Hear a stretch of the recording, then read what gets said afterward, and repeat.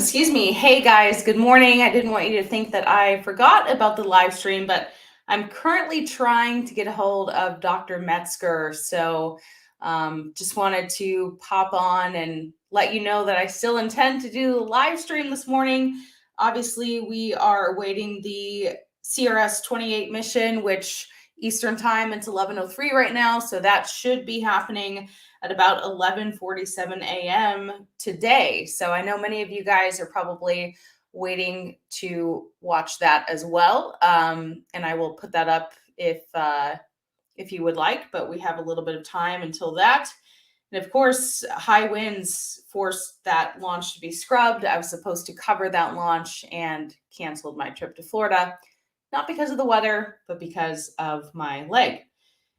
Anyway, I am trying to get a hold of Dr. Phil Metzger. We had planned to do an interview in Florida at UCF and take a tour of the Exolith lab. So I was really looking forward to that.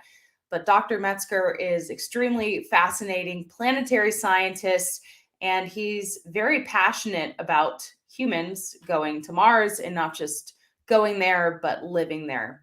And so I want to talk to him about his background working on the space shuttle as well as the space station.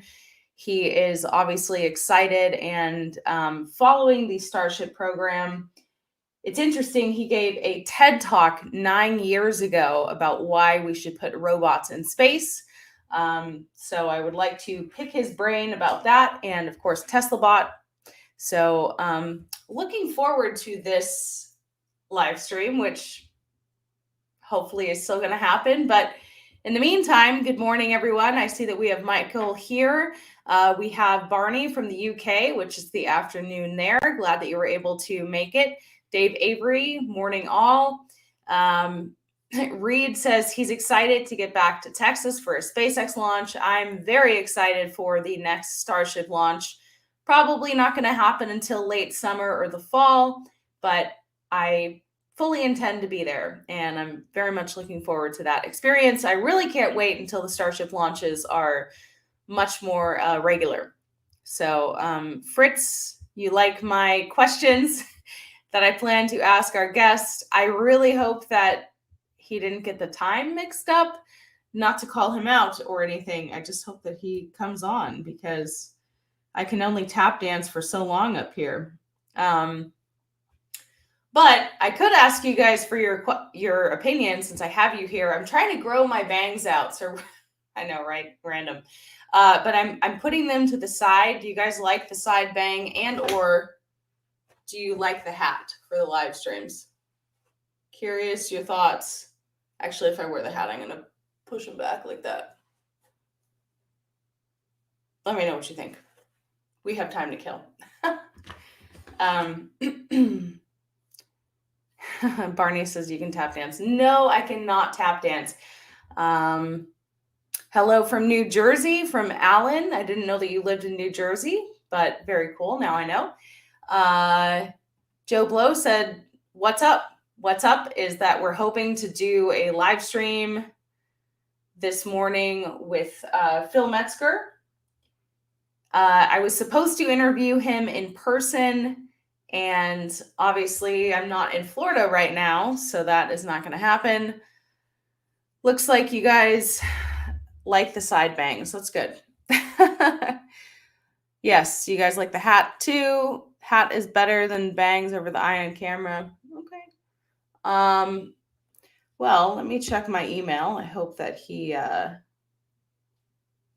remembered.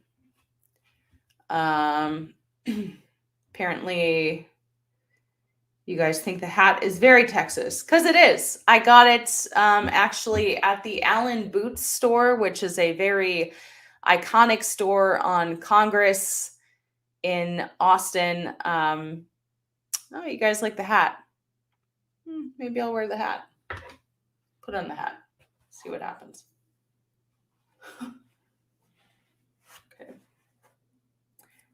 Okay. Yes. Hoping that he comes on the live stream. But we do have a launch to watch in about Let's see what the time frame is on that. Pretty soon here. They will start their live stream in 36 minutes. So if all else fails, we can watch that together. How about that? You guys like the hat? All right. I'm wearing the hat. I feel like it's interesting. I've been watching other YouTubers and kind of brand strategy, and I feel like having a hat and a spacesuit, obviously not right now, but really could make me an identifiable brand. One of the creators was saying, find a way to make yourself someone can describe on the tip of their tongue. So maybe they don't remember that my name is Ellie in Space for my channel, but they would say, hey, what about that girl who's always wearing the spacesuit and the cowboy hat, always talking about space? Probably Tim Dodd in the beginning before he became everyday astronaut and who we know him as today. It's probably like, who's that guy in the orange spacesuit doing the photo shoots? Okay, Tim Dodd. So I think it's a really good idea and something that I will keep trying. But I do like the hat. I feel like the hat. I was really inspired when I met Kimball Musk at the Starship launch. He is always wearing a hat. I saw him as well at the Tesla shareholder meeting. And it's just, I'm in Texas now, so it's perfect. Although I will say I got made fun of for the hat recently by a very famous comedian here. If you guys are familiar with Tony Hinchcliffe, he runs the Kill Tony podcast. And I made the mistake of going to the bathroom with my crutches during the middle of the show and crutched back in as he was on stage. And he's like, cowboy hat and crutches? What's your story? And I was like, oh, I broke my femur. And he was like, where are you from? LA, just making fun of my hat. So I'm hoping to get on to the Kill Tony podcast. I realize that I'll probably be roasted just endlessly. If you're unfamiliar, Kill Tony has a podcast. It's an Austin-based podcast, and they do a live comedy show. They have almost 500,000 subscribers on YouTube, and basically about 200 people every single Monday wait in an alleyway, and they wait for a producer to pick them. I think they probably pick like maybe 10 to 15 people. If you're picked, you go on stage, you do a minute of open mic stand-up comedy, and then they interview you on stage. So obviously I would pick something to riff about for a minute, and then they would say, okay, what's your story? Why'd you move here? Why'd you break your leg? Oh, you have a YouTube channel. So I think it could be good exposure for the channel because this podcast gets just so much exposure. But they would probably be very mean because they're kind of these comedians are kind of known for picking on you. So I don't know. It could be could be a good or bad experience. But yeah, Ross says do it. You'll be able to hold your own and it'll be good promotion for the channel. I just thought it was funny that he probably called me out 3 times. He first called me out, and then during his set, he went back to me and he's like, so how did you break your femur? So I don't know. It could be fun. I'm just killing time here because I'm a little worried that Dr. Phil Metzger perhaps forgot about this. I'm really excited to talk to him because this is his life's work, and he has been talking about going to Mars for several years now. And I know that he's been posting a lot on Twitter about Starship and about the, current issues and hangups with the pending lawsuit and whatnot. So, but it looks like you guys like the idea of the promo. So I don't know, while we're spitballing here, I don't know if I should make jokes. You only have a minute. And in a minute, it's really hard to win over an audience of strangers, right? It's a lot easier to make your friends and your family laugh. They have that repertoire with you. They know you. So I'm thinking, should I make obvious low-hanging fruit jokes about breaking my leg? Should I talk about being in TV news for 10 years and kind of what that was like? Still trying to figure that out. I should probably figure that out before I attempt to go into that alleyway because I do think I have a high probability of being picked. Mostly men, from what I hear, show up. So already not a lot of females are trying to get their ass kicked on stage. Probably not a lot of people with crutches and a cowboy hat. So Um, yeah. Uh,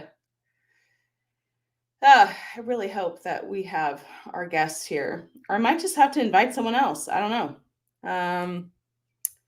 Sorry that we're just a little bit off topic right now. Um, how's it going, Ellie? It's going pretty good. My leg is eh. Apparently, someone on Twitter, they were like, I'll follow you back when you stop talking about your leg forever. And I'm like, I have a lot of fans and subscribers who are genuinely curious why I might need another surgery. I'm not trying to talk about that all the time, but it's just a little bit rude, I think. But it is the internet. If you're going to be offended by people and have thin skin, you probably shouldn't make your full-time living as a content creator. um, yeah. It's funny. Carl says, "How thick is your skin? Bones seem to be thin." Sorry. I will say I did get a bone density scan, even though my orthopedic surgeon said I didn't need one, and it is normal. So and I've been taking calcium every single day. So I'm on that calcium game because I don't know. I guess I turned 31 in March, and I don't want to say everything's downhill, but it looks like I'm a little bit more delicate now. um, okay, let's see. Wicked One Show says, my first question to Dr. Metzger would be, what have we learned? Most of all, what realistic systems will play the part in colonization of Mars? I like that one. I'm going to star that comment so that I can come back to it. Yeah. Yeah, see, you are a reasonable person, Ross. You say, we're not just curious, we're concerned for your well being. Well, I appreciate that, but apparently some people are sick of hearing about my health. Um, it's not like I want to talk about it forever. Yeah. Joe Blow says you should be on Joe Rogan. Actually, I'll tell you my other aspiration here since I'm living in Austin. I really am trying to get a hold of Lex Friedman to interview him, and I have a couple reasons why. Number one, he has interviewed Tim Dodd. So have I. He's interviewed Avi Loeb, who is a Harvard astronomer working on the Galileo project and very concerned with finding out the truth about UFOs and Oumuamua. And I flew to his house to interview him. So we both have common people that we've interviewed.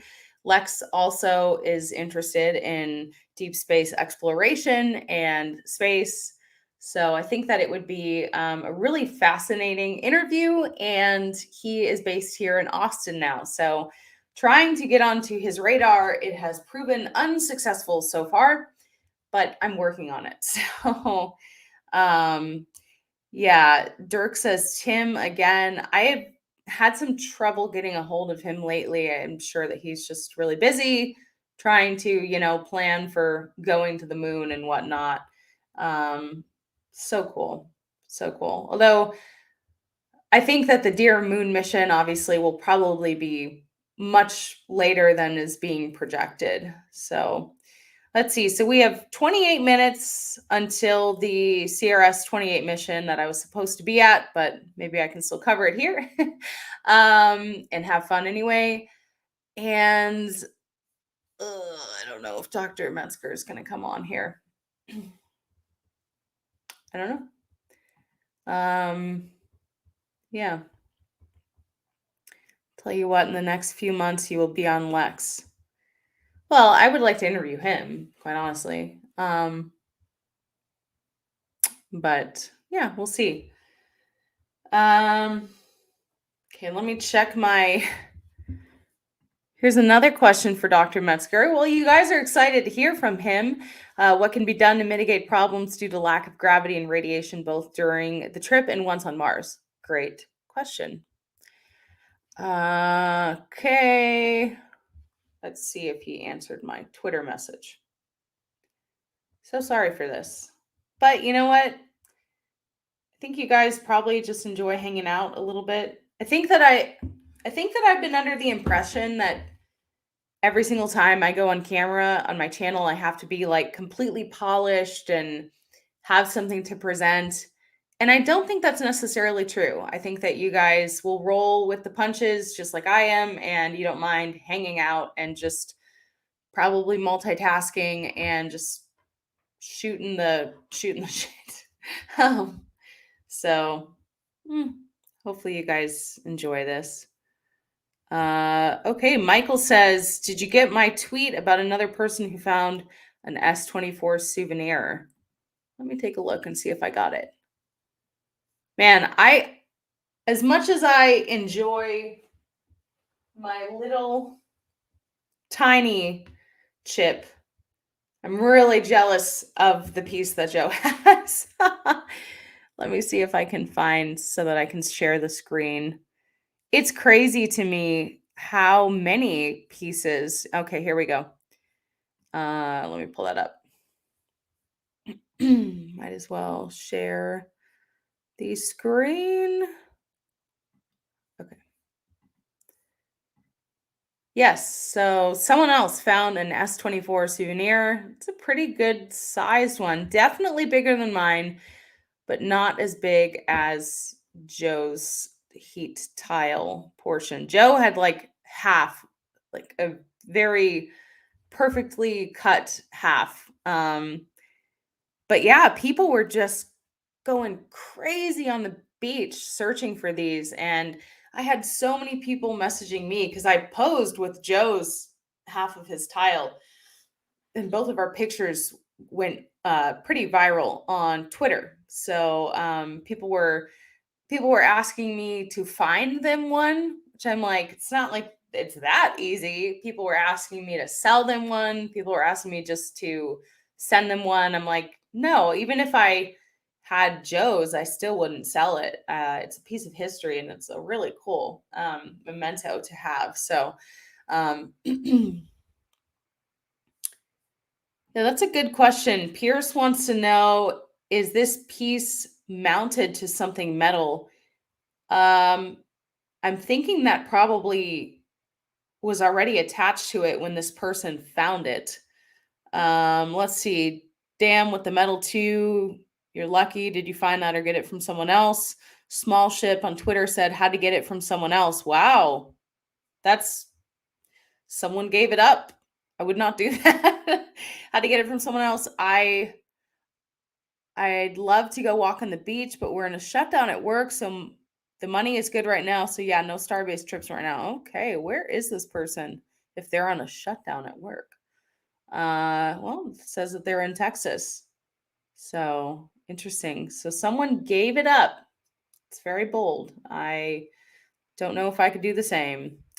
Sounds like Tank Watcher Vince is a fan of keeping the streams casual. So I'm glad you enjoy it.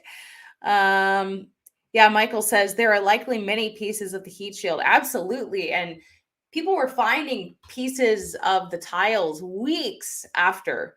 Obviously, Joe found his piece and I found my little chip. I think it was the day after. But people have been finding little pieces and chunks weeks after the launch. So for the next one, we could have another Easter egg hunt. And I'm going to be sure to search more thoroughly. Um, yeah, I haven't looked at the mounting hardware either because I've only really seen Joe's piece of tile, and I don't think that it has this attached to it. So interesting, fun. Scott says they're all over eBay.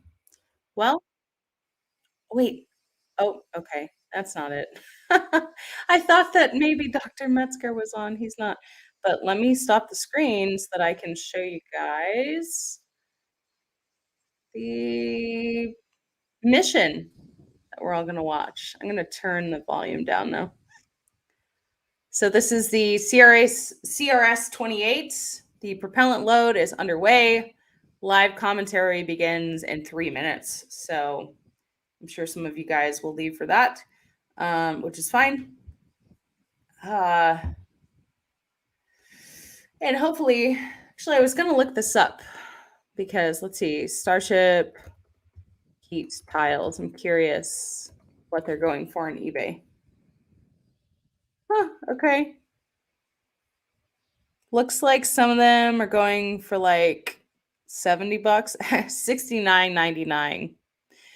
Wow, someone is selling like a 4-piece assortment for $60. Actually, I'm just going to share that screen too. Let's see. Share screen. Yeah, so look at these. Wow. So this is very, very similar to Joe's, and someone is selling this for $405. Wow. That seems a little low to me. Uh, interesting. Huh. This auction is for a genuine SpaceX Starship 24 mega-sized heat shield tile section, one of the largest ever available for sale to the public. $405 seems really low. Is that the reserve? This heat tile selection has officially and responsibly been reported to SpaceX's debris reporting contact. So that was another question a lot of people had is, Joe found that tile and SpaceX did reach out to Joe and said, hey, give us a call. And we thought that we were going to have to return it. But instead, I said to Joe, hey, look on your phone. You can find exactly where this photo was taken and just give them that information. So he did. And then SpaceX didn't call back. So he got to keep it. This is considered a very collectible item, yes, being offered suitable for the hardcore space enthusiast collector or museum. Now is your chance to own a piece of history. Nice. Cool. Like I said, that seems a little bit low.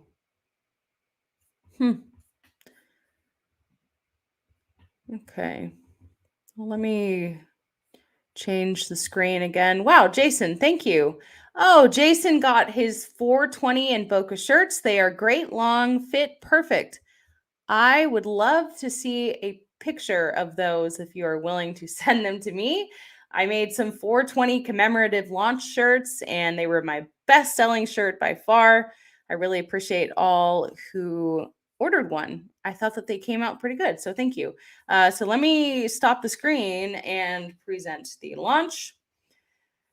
I'm really surprised that we do not have our actual guest here with us. So let me turn this up for a second. At 11:47 a.m. Eastern Time. This mission will deliver about 7,000 pounds of science, supplies, and equipment to the space station. And these missions help NASA and our partners continue research to better our life right here on Earth and help us as we explore deep space. Let's go now to SpaceX headquarters in Hawthorne, California, where Zachary Lupin is standing by to tell us more about the vehicle supporting today's mission. Zach? Thanks, Jasmine. Hello, everyone. My name is Zachary Lupin, and I'm an avionics reliability engineer here at SpaceX. And it's great to be covering today's mission in partnership with NASA. On your screen right now is a live view of SpaceX's 2-stage Falcon 9 rocket with our Dragon spacecraft at the very top. Dragon is one of the few vehicles that can deliver significant cargo to the space station and the only vehicle that can deliver cargo from it. And to date, Dragon has visited the station 37 times and transported 280,000 pounds of cargo back and forth from the orbiting laboratory. Below Dragon is our Falcon 9 vehicle, which is actually 2 rockets in one. The lower part, also the largest part of the rocket, is called the first stage. It has 9 Merlin 1D engines, which accelerate the vehicle through the Earth's atmosphere and into various orbits in space. At the top of the first stage is the black inner stage, and above that is the Falcon 9 second stage. Now, the 2 stages will separate about 2.5 minutes into flight, and then the second stage will ignite its single Merlin vacuum engine, or MVAC engine, which is the 10th engine on the rocket, to carry Dragon to its desired orbit. Now, during today's mission, you will notice a shorter nozzle attached to our second stage. We are flying a shorter nozzle when we don't need as much performance to get payloads to their final destination.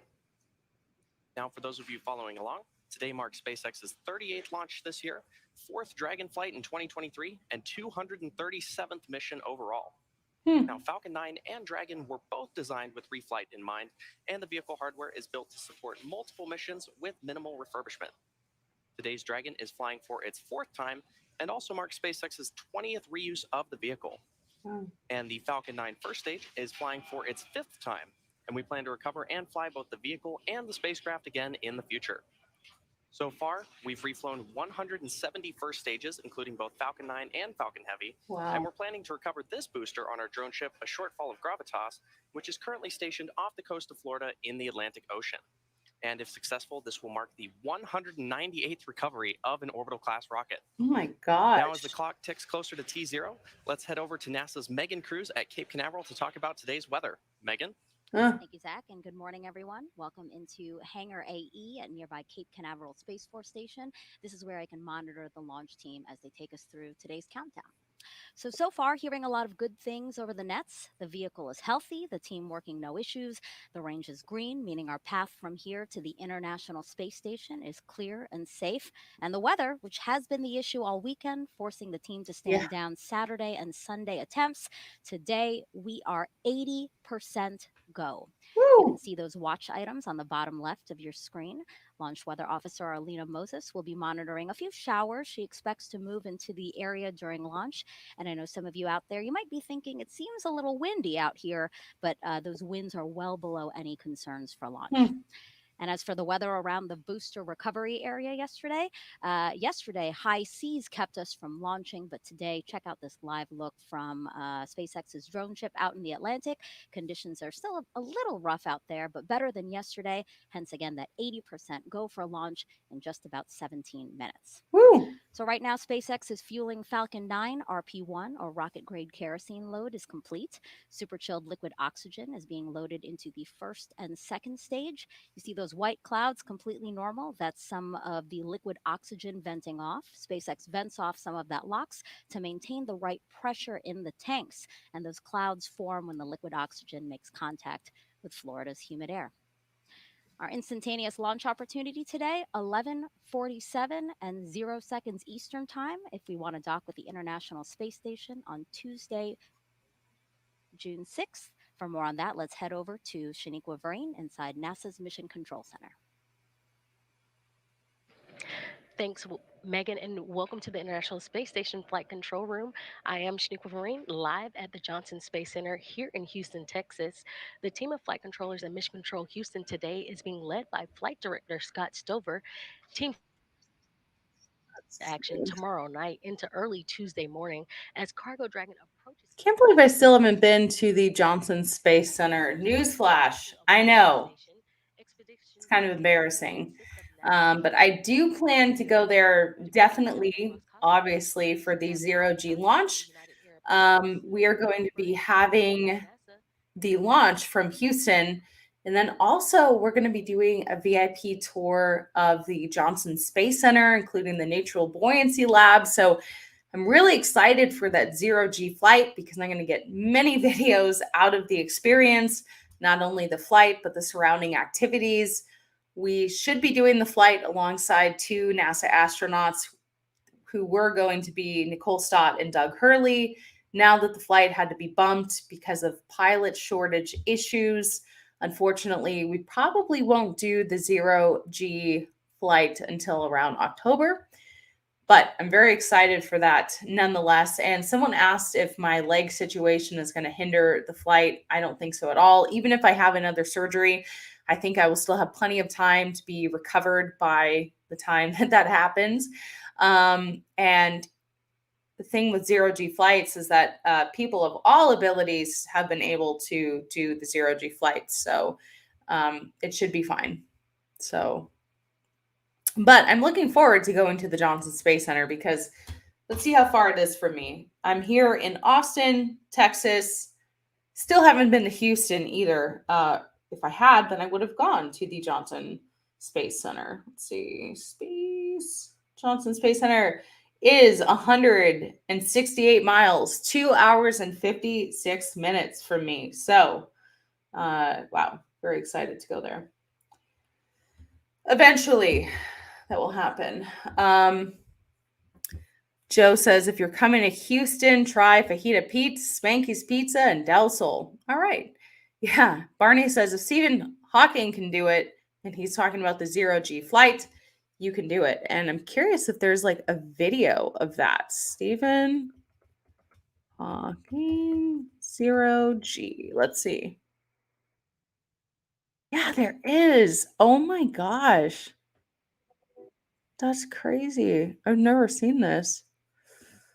Wow. Cool. Maybe I'll play that after. Let's go back to the audio. The engine ran for its full planned 720 seconds, the longest duration to date. At Kennedy Space Center in Florida, technicians have been testing the solar array wings for the Artemis II service module. Oh, wow. Orion will have 4 solar wings, drawing in 11 kilowatts of power from the sun. Some of the avionics for Artemis II have already been to space. Technicians finished cleaning and removing avionics on the Artemis I crew module, which will be used on the Orion capsule for Artemis II in 2024.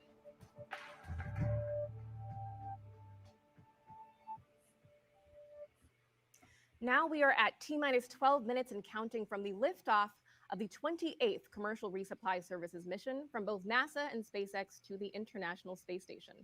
Let's bring back Zach now to tell us more about Dragon's flight history. Zach?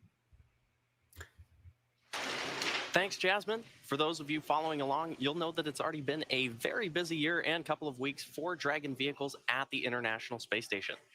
CRS-28 marks SpaceX's 4th Dragon mission of 2023, following the launches of Crew 6, CRS-27, and AX-2.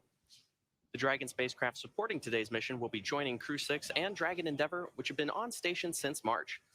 Now, in order to make room for AX-2 and CRS-28 at the Harmony Zenith port on the ISS, the 4 members of Crew 6 underwent a port relocation on May 6th. And put another way, Dragon moved parking spots to make room for the incoming Dragons.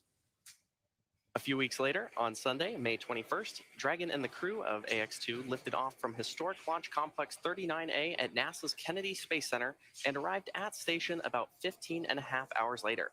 And this is Dragon's fastest launch to docking time for a human spaceflight mission. After 8 days of living and conducting research on the space station, Dragon Freedom undocked from the orbiting laboratory and returned the AX-2 crew back to planet Earth off the coast of Florida at 11:04 p.m. Eastern on Tuesday, May 30th. And this made room for the Dragon vehicle supporting today's mission. From the beginning, Dragon was designed to fly cargo and humans to and from space. And since Dragon's first visit to the space station in May 2012, we've come a long way. In that time, as I mentioned earlier, Dragon has visited the ISS 37 times, and 9 of those missions carried crew. In fact, the first time Dragon flew people was just about 3 years ago with SpaceX and NASA's Demo 2 mission to the space station. NASA astronauts Bob Behnken and Doug Hurley took the first flight on Dragon on May 30th, 2020, returning human spaceflight capabilities to the United States for the first time since the space shuttle retired in 2011. The launch of Demo 2 also marked the first time in history that a commercial company successfully took astronauts to orbit. And since then, SpaceX has launched a total of 10 human spaceflight missions to space. And to help enable greater flexibility for future Dragon missions, SpaceX is preparing our neighboring pad, Space Launch Complex 40 at Cape Canaveral Space Force Station in Florida, to support both cargo and crew missions. As we fly more and more people to and from space, human spaceflight becomes more accessible and creates more opportunities for humanity to become a spacefaring civilization.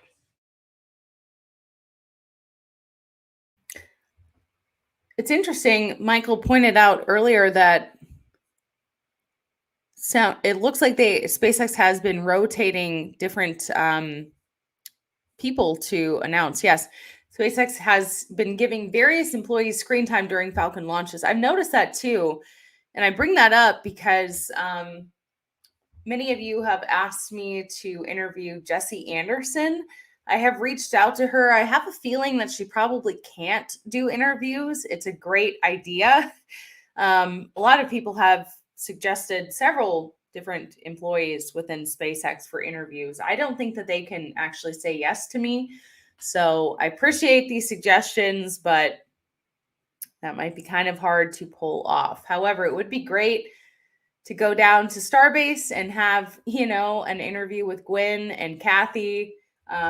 Kathy, I thought it was pronounced Looters, but yesterday during my live stream, Angry Astronaut kept saying leaders. So if someone knows if it's looters or leaders, let me know. But she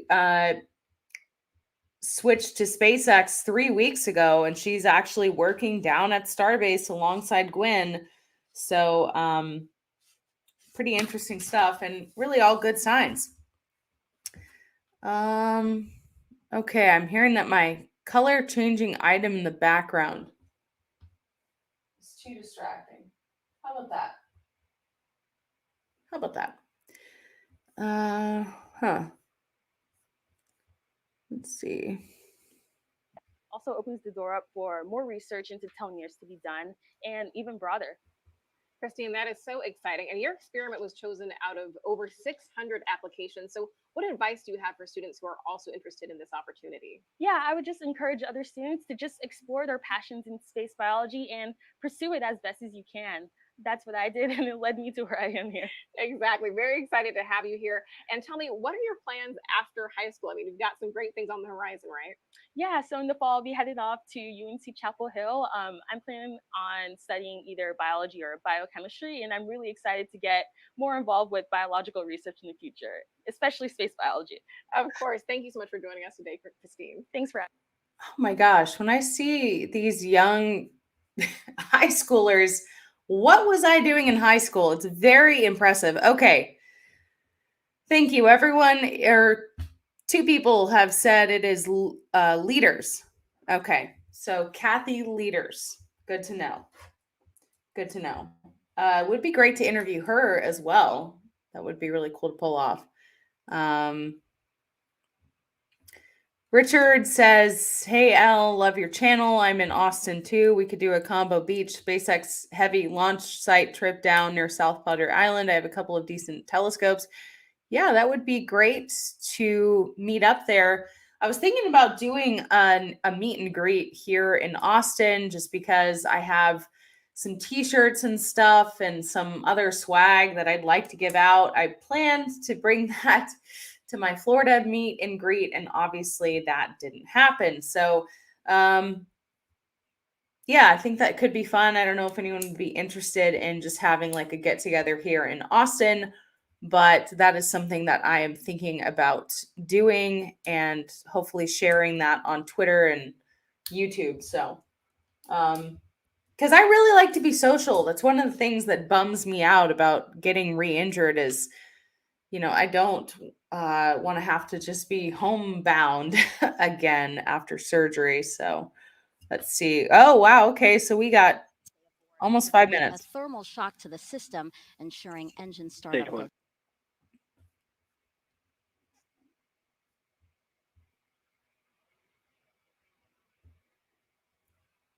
Where'd the volume go? Oh, I turned it off. Is currently undergoing Sorry. vehicle health checks. It will enter terminal count at T-5 minutes, with the next big step just a minute before liftoff, when Dragon will transition to internal power.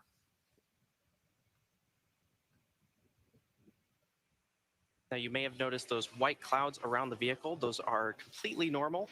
They are chilled gas above the LOX tank liquid surface that we vent overboard to maintain pressure in the tank as needed. And when that gas comes out into contact with the warm, humid Florida air, the air condenses into clouds and water. Now, You're at the eyeball for now, we should see the count. Falcon 9 tanks are pressurizing for strongback on the retract. transporter erector. Dragon is internal The count transporter and erector, internal or power. TE.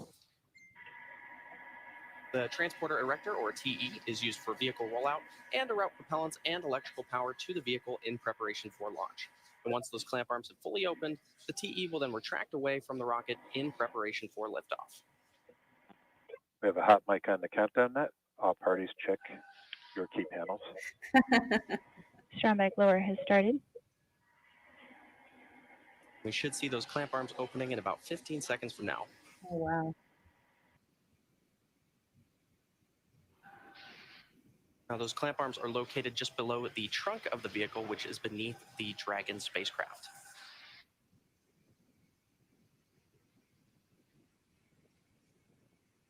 And there you can see those clamp arms beginning to open around the booster.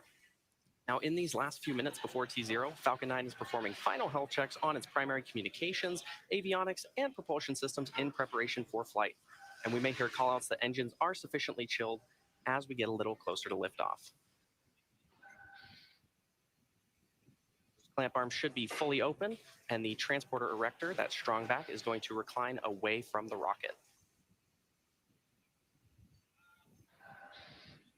I love how it sounds like it's Now, you may have noticed breathing. in some of these shots, the Falcon 9 booster supporting today's mission is covered in quite a bit of soot, and that is because it previously supported NASA Crew 5, GPS 3, Space Vehicle 6, Inmarsat 6F2, and 1 Starlink mission. Okay, almost 3 minutes. And you can see that strong back slowly reclining away from the vehicle. Stage 1, LOX load is complete. Woo! This launch will bring about 7,000 pounds of hardware, crew supplies, and science to the space station. One research project will study the effects of space on human DNA. Another will study the effects on plant DNA. Findings from both could help us advance things here on Earth, but also prepare us for future, farther missions into space. And Dragon will be docked to the space station for about a month before returning home. Now checkouts of the second stage thrust vector control actuators are now underway. This is often referred to as an engine wiggle test. This is when SpaceX moves the thrust nozzle slightly to make sure the guidance hardware is ready for flight. SpaceX will do the exact same test on the first stage engines, but that happens just seconds before ignition.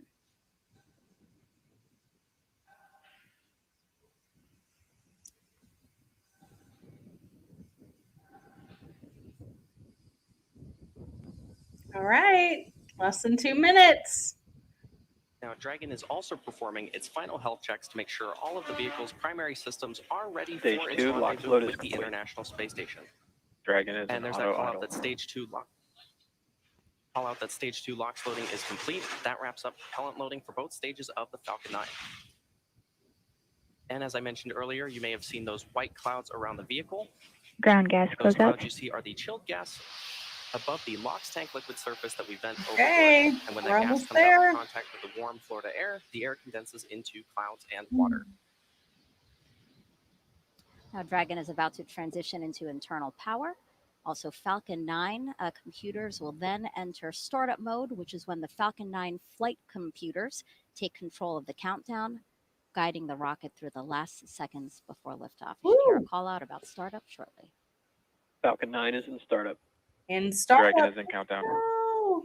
Both stages are now pressurizing for launch. At T-minus 45 seconds, we'll hear the SpaceX launch director verify go for launch.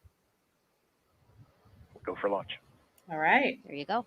And at launch, the International Space Station will be flying 260 miles over the North Atlantic, south of St. John's, Newfoundland. T-minus 30 seconds. Woo! Let's go. Light that candle. That's right, Mitch. Wish I could have been there, but I'll be back. 15 seconds. Okay. T-minus 10, 9, 9, 8, 7, 6, 5, 4, 3, 2, 1. 1. Ignition, engine full power, and liftoff of CRS-28. Go Falcon, go Dragon. Liftoff of about 7,000 pounds of science and cargo, including a new pair of solar arrays to boost power on the space station. Wow.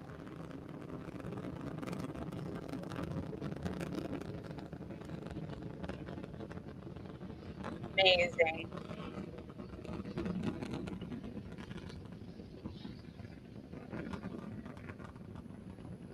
Yep.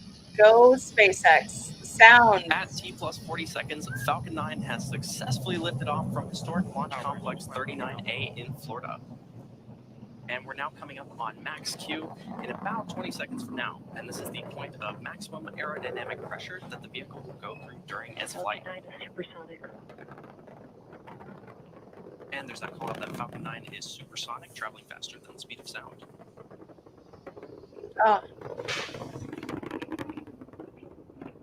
I hope you get to see a live launch, Barney. It is. And there you heard the call out for max Q. Coming up next are 3 events back to back. The first of which is main engine cutoff, or MECO, and this is when all 9 Merlin 1D engines on the first stage shut down. After those 9 engines shut down, the first and second stages will separate, and this is also called out over the nets as stage separation. From there, the second stage will ignite its Merlin vacuum engine to boost drag into low Earth orbit during SES, or second engine start 1. And this whole sequence takes about 15 seconds.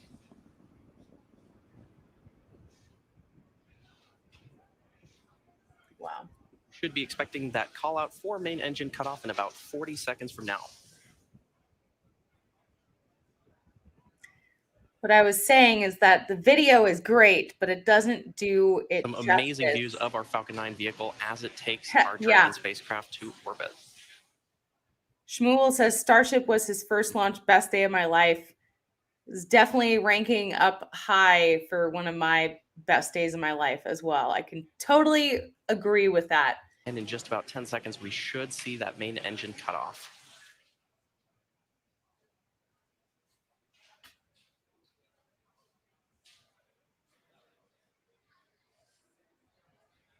Nico? Stage separation. Woo! Maybe we'll see that on the next Starship launch. And there you heard those callouts and probably saw on your screen, main engine cutoff, followed by stage separation, and then second engine start 1. As I mentioned earlier, we're flying an MVAC nozzle, a shortened MVAC nozzle on our second stage. What is If your? you're just tuning in, you're watching a live webcast for the 28th. I want to know from you guys, what is your favorite part of the launch? I'm guessing it is just the actual launch, but maybe some of you guys like other parts.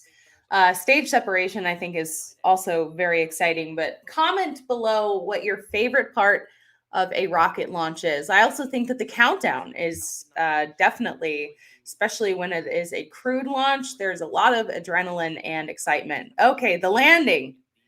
I'm wrong. The landing, booster landing. Yeah. Barney says, it's amazing to think that SpaceX has launched so many rockets, but a few space companies can't even get rockets to orbit. It really is truly amazing. SpaceX is leading the way, changed the industry forever. Yeah, okay. The landings as well. Yeah, second booster double landing. Yes, I still am really hoping to see a Falcon Heavy double booster landing. The one time I tried to do that, I came back from the Florida trip with COVID, and I didn't know that I had it. Don't fly on a plane if you are getting sick. It's a terrible idea. But we were fogged out, so that was really a bummer. So still haven't technically seen a Falcon. Here, let me get my model rocket here.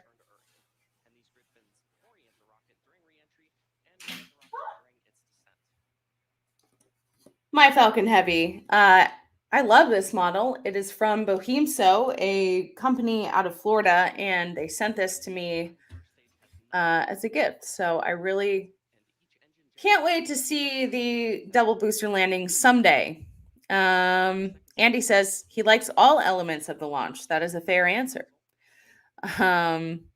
Yes. Okay. Interesting. So Ross says the next Falcon Heavy launch is tentatively scheduled for early July. So I'm going to have to start planning now if that's something I want to go to.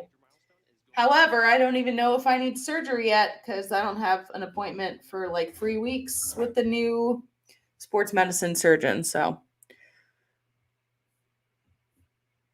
Michael says SpaceX is planning a triple booster recovery. Is that on this same USSF 52 launch?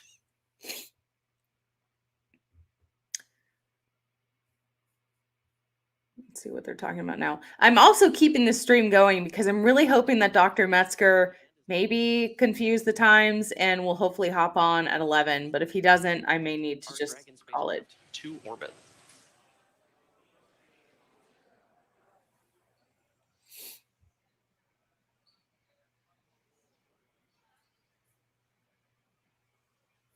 We should see that first stage entry burn begin in about 15 seconds from now on the left side of your screen.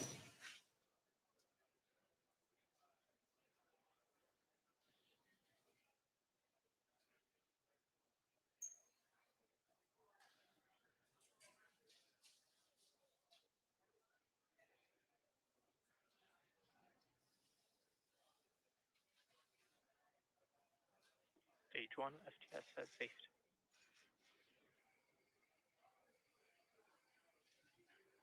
Stage 1 entry burn The second startup. stage on the right side of your screen. And there's that call out for stage 1 entry burn startup on the left side of your screen. The second stage is continuing to take our Dragon spacecraft to orbit. Now again, the entry burn is the first of 2 burns that the Okay, guys, so we have an update. It sounds like we might actually get to hear from Dr. Metzger. He says somehow he had 2 p.m. on his calendar and he just saw my messages. Maybe he just wanted to watch the launch. I don't know. But he says, sorry for missing. I can get online with you now or anytime today.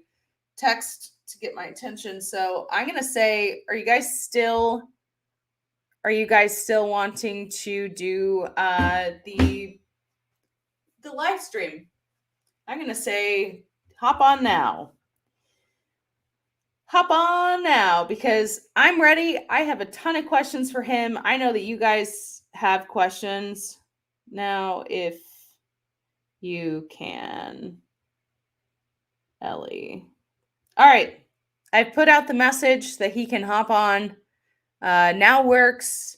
I can always edit a video out of our interview. So looks like we're going to have the actual live stream that I intended to have. Uncle Yukon says he's not doing anything today. So you are doing something. You're watching my live stream and we're about to have an interview because I have a lot of questions. And if you guys have more questions for Dr. Metzger, planetary scientist at UCF, please leave your questions and I will star them so that I can remember to ask him. I have a couple of them starred, but we are hopefully going to get started with that soon. And let me go back to, yes, the stream for a second. And there you have it. The Falcon 9 first stage that supported today's mission has landed for its 5th time, having previously supported Crew 5, GPS 3, Space Vehicle 6, Inmarsat 6F2, and a Starlink. Okay. Honestly, I think the timing is pretty good because we got to see the launch, we got to see the landing, and now we are going to do the interview, hopefully. So I'm just waiting on him to pop on the computer here. Yeah, that seems to be good timing. Who knows? Maybe he wanted to just watch the launch. No, I think he really got confused with the timing, but that's okay. Because look, I'm the one who canceled first, not by choice, but we had an interview in person planned today and I had to duck out of that one because of the issue for traveling. So you guys seem to be wanting to do this now. Vincent says, yes, now. So as soon as he pops in the stream, we're going to get started. It's been fun. I don't know if you guys have noticed, but I've been doing a lot more live streams lately. I still need to get on my editing videos as well, but it's been fun doing more live streams and I hope they're getting better. Yuval says 198th successful landing. Wow.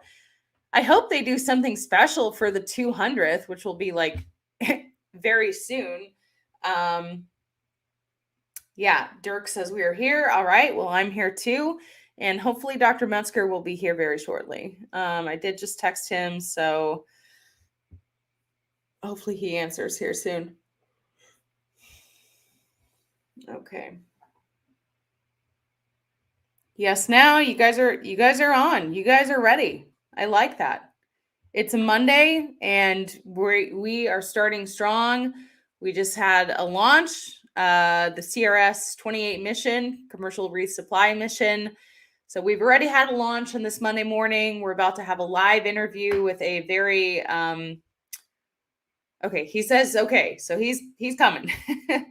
We're about to have a great interview and Dragon separation in 1 minute. So let's toss back to that stream. Structure Dragon capsule. The current Dragon has these arrays fixed directly to the trunk, and you may see at some point both a light and a dark side of the trunk, and that dark side is actually those solar panels, while the light side is a radiator to help cool the spacecraft.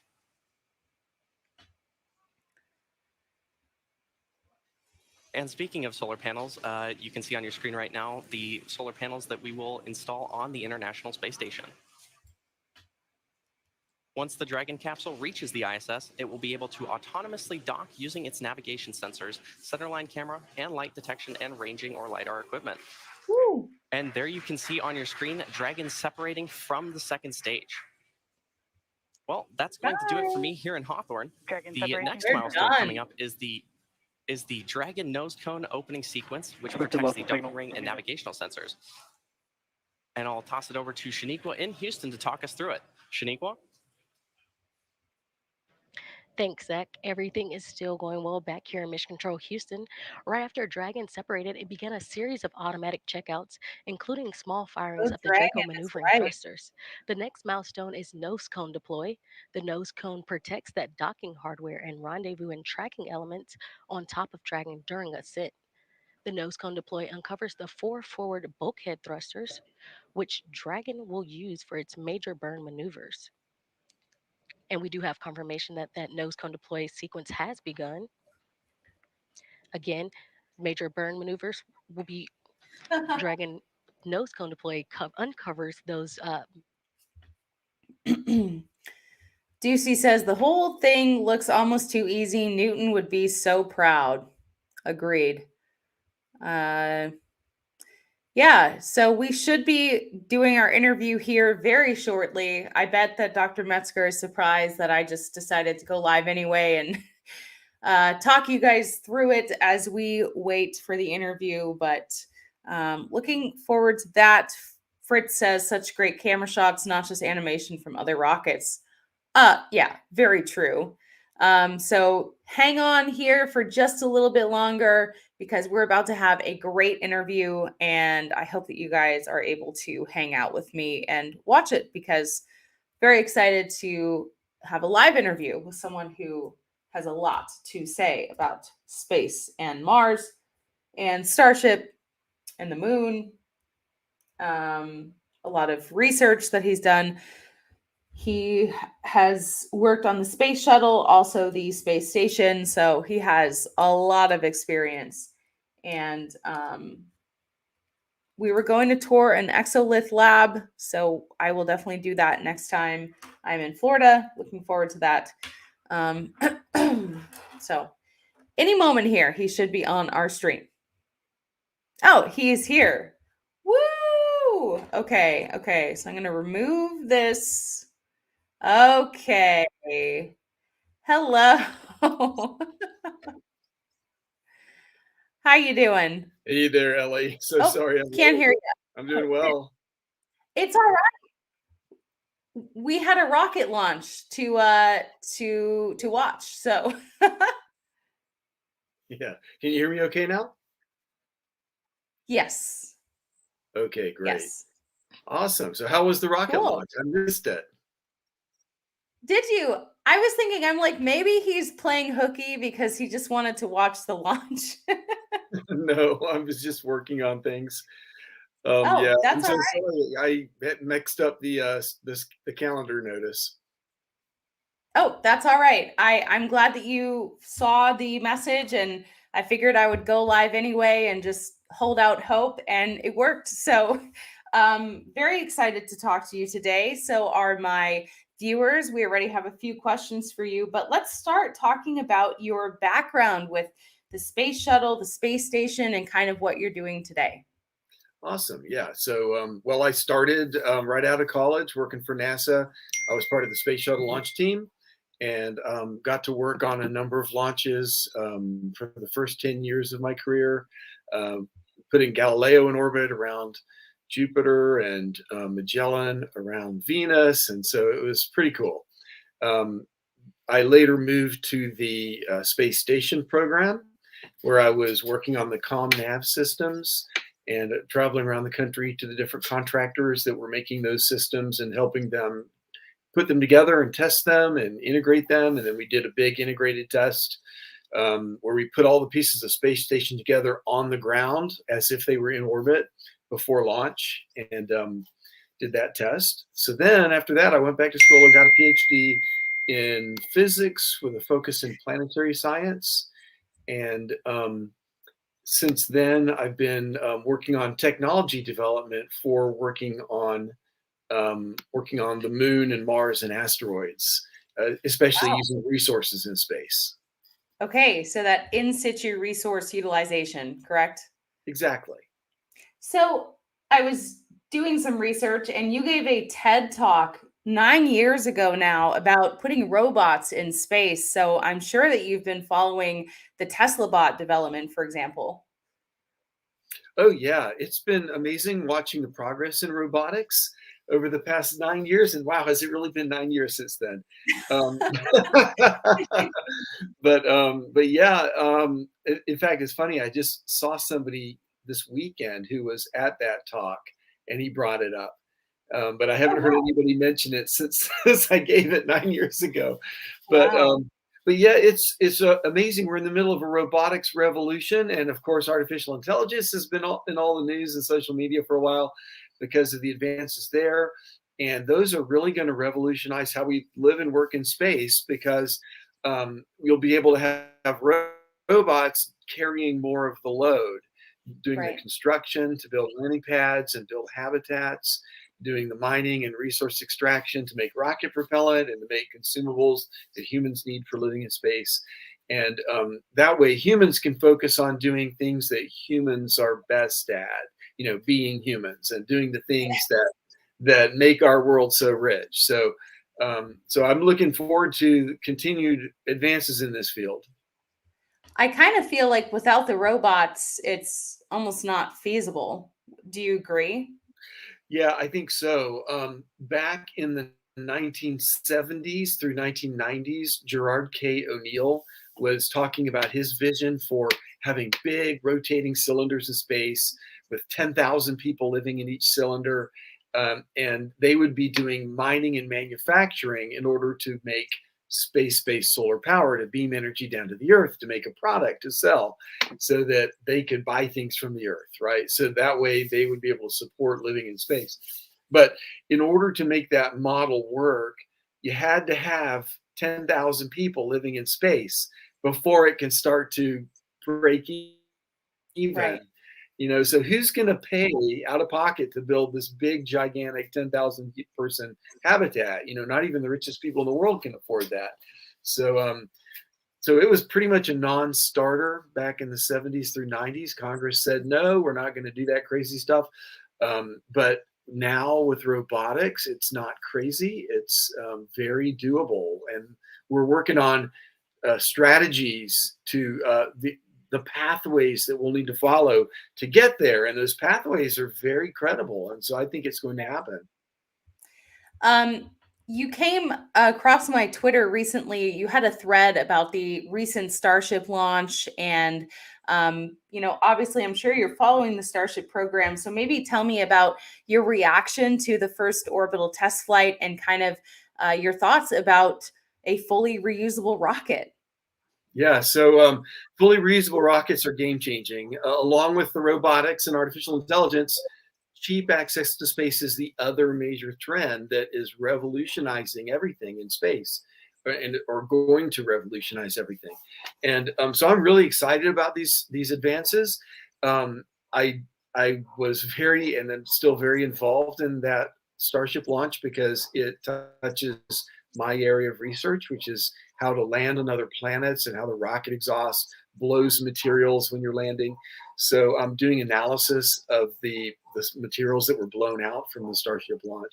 But I think it was, people were like, is it a successful launch or a failure? Well, I think it was a successful launch. I think, I would say they probably met something like 70% of their objectives. And for the way that SpaceX does development, they are an agile development company. And so they take risks, they have failures. At the Kennedy Space Center Swamp Works, we had a saying that we want to fail early, fail forward, fail early, fail often, fail forward. Or we would say failure is not an option, it's a requirement. Right. We want to fail. We want to push the limits early and make those failures happen so we can learn about the failures so that we can then design better systems. And studies have shown that it's actually cheaper and faster and gives you a better product if you do agile development like that. So it's not surprising that SpaceX took some risks and had some things not work in the test, but they cleared the tower. They tested first aid. They did a somersault in the sky, which would rip apart a normal rocket, and so it's pretty cool seeing that it didn't get ripped apart. So I think there was a lot of success in that mission. Yeah, definitely. And were you there in person? No, I didn't go out there for it. What? But people, I know, I don't really travel all that much, but for launch events, I have to travel a lot for work, and so I guess that wears me out from too much travel. But I did get people to send me samples from Boca Chica, samples of the concrete that was blown out, and also samples of the sand-sized particles and dust-sized particles that rained down 5 or 6 miles away in Port Isabel. So people have swept up some of those samples and mailed them to me in baggies, and we're currently doing analysis of the material. Do you have any takeaways that you can share yet, or are you're still? Oh yeah, I can tell you what we've done so far. By the way, I am gonna try to publish a paper on this analysis, and all the people who did the field work, collecting the samples and giving the context information and sending it, they're all going to be co-authors. And so I'm really excited about this as a citizen science activity. But what we've done so far is we've measured the particle size distribution of all this material, and we've shown that most of the particles were between 10 and 500 microns in size, which means they're not a breathing hazard. But there were some particles below 10 microns in size. Those would be a breathing hazard, except it was so little that it really wasn't. So that answered the questions that a lot of reporters had. It was not a hazardous thing. I mean, it would be a nuisance to have sand falling down on your car, and you got to sweep it up without scratching the paint, but that was pretty much it. So we've settled that question, but we're still trying to understand exactly what is this material that rained down 5 or 6 miles away, because when a rocket exhaust blows sand, it shouldn't go that far. On Mars, where the air is thinner, it goes farther. But the thing that goes the farthest is gravel, because it has more ballistic coefficient. It's got the inertia to go farther in the air. And it only goes 700 meters, less than a kilometer. So for particles all the way from below 10 microns up to 500 microns to go 5 or 6 miles, that's really just surprising. And we think it's going to give us some insight into how rocket exhaust interacts with geomaterials. So we're still working on the analysis of what these particles exactly are. We're going to do Raman spectroscopy. There's a researcher in Houston who's going to do that and will be a co-author on this work. We're in the University of Central Florida. We're doing infrared and visible spectroscopy. And then we're comparing that to the concrete chunks. There were like 5 different kinds of concrete that were blown out onto the beach. And so we're going to compare to these, and hopefully that'll give us insight into exactly what is this sand. Was it the Was it the fondag? Was it the material directly under the pad, or was it material farther out, or maybe Right. below the fondag? And so that should give us some insight into how that landing pad or launch pad broke apart. And that could give us some insight into the models we're developing for landing on the moon and Mars. Now, did you also get samples of the fondag? Because I know it's different than, for example, this. I also have a piece of the concrete, but this is obviously not fondag. Yep. You got fondag. People said, well, I don't have them in hand. Those are still in shipment. The sand samples came a while back, and then we later on realized we needed to measure some concrete too. So I put out a request on Twitter, and about 2 or 3 different people are sending pieces of concrete and fondag. Wow. So they sent me pictures, and some of them look like the one you have there. But there were also some fondag, which is much darker and finer grained. It doesn't have the large aggregate pieces like what you just had in your hand. Okay. Yeah. Yes. Someone sent me this too. So we have generous people. Awesome. Yeah, I mean, that's kind of historic, right? You want to keep it. I promised everybody I'm going to send their samples back because it's pretty historic. I think we may never have a launch pad blown apart like that ever again. It was like the one and only time. Yeah. So it's kind of cool to have a piece of it. That's a good point, actually. And I also have a little chip of the heat tile that I found on the beach. So oh wow, look at that. Two little pieces of history. Maybe I need to like frame them or something, but we do have some questions and I want to get to some of them. So let's see. Wicked One Show wants to know, my first question to Dr. Metzger would be, what have we learned? Most of all, what realistic systems will play the part in the colonization of Mars? Okay, I'm not sure what you mean. What have we learned? Like, that's a very broad. You talk about the Starship launch or settling on Mars. I'm going to guess because of the second half of the question, we're talking about settling on Mars. But what we've learned, we've been working a lot on technologies for using space resources, meaning on not just the moon and asteroids, but also Mars. A lot of the technologies we're developing can work on any of these planetary bodies, maybe about 70% crossover. So what we're doing on the moon is we call it Mars Forward. NASA calls it that. So it's technologies that you can push forward to the next planet. So we're working on extracting oxygen and carbon from the atmosphere of Mars. We're working on mining water, which is valuable for the moon and Mars. And then how do you clean up the water? Because it's not pure drinking water. It's got heavy metals mixed in and other ice like carbon dioxide ice.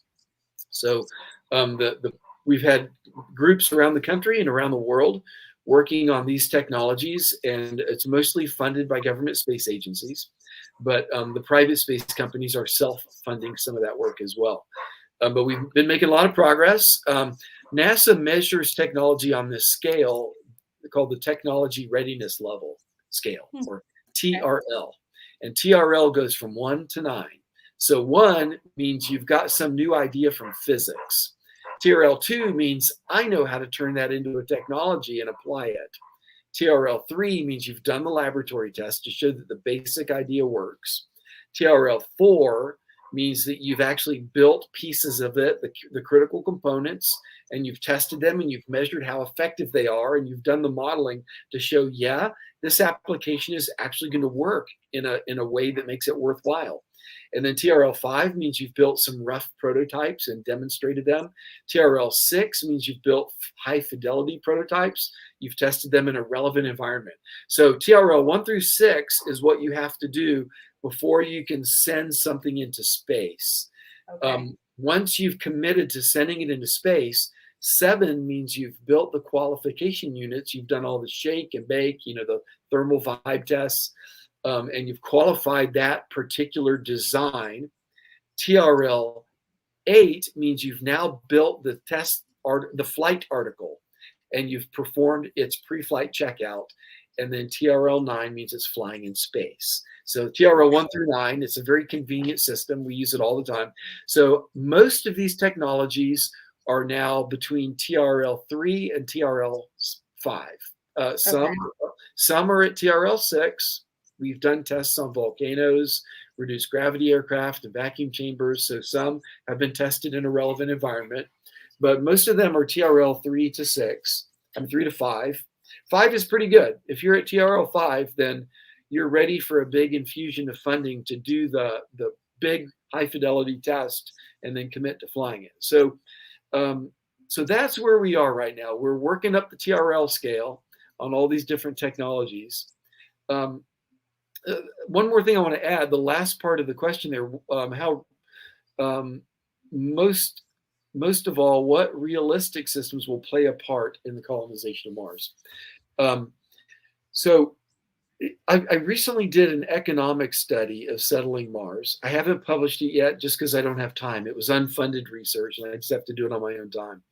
But I'm surprised how realistic it is to build a city on Mars. I didn't expect that result. But the economics, when you go big, it turns out it's a lot easier than trying to do these small missions like what NASA does. So if you go big, hundreds of people at a time on Mars, shipping factory hardware, it actually comes out reasonably affordable. It's like within 15 years, the total cost of the settlement will, divided by the number of settlers, is less than the amount I owe on my house. So that's doable, right? It's doable. Yeah. So you just need to float the expenses for this for 15 years. And I calculated how much, and it's clearly in Elon Musk's affordable range. Honestly, I'm a little more optimistic than Elon is after having done this study. But here's the thing. The hardest part of it is going to be making life as comfortable as it is for us now.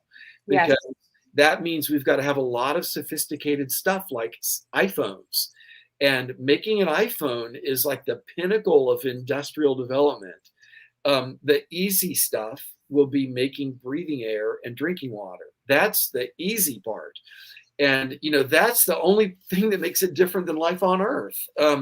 You got to make the air, you got to mine the water and melt it and clean it up. And you got to live under a dome, That's supposedly the hard part, but economically, that's actually the easy part. And the cost of doing that is such a small part of the whole economy that you can easily absorb that cost simply by, let's say that you live under a big giant dome, so you don't need cars, right? You're not going to need cars on Mars for the first 50 years. So get rid of the whole automotive industry.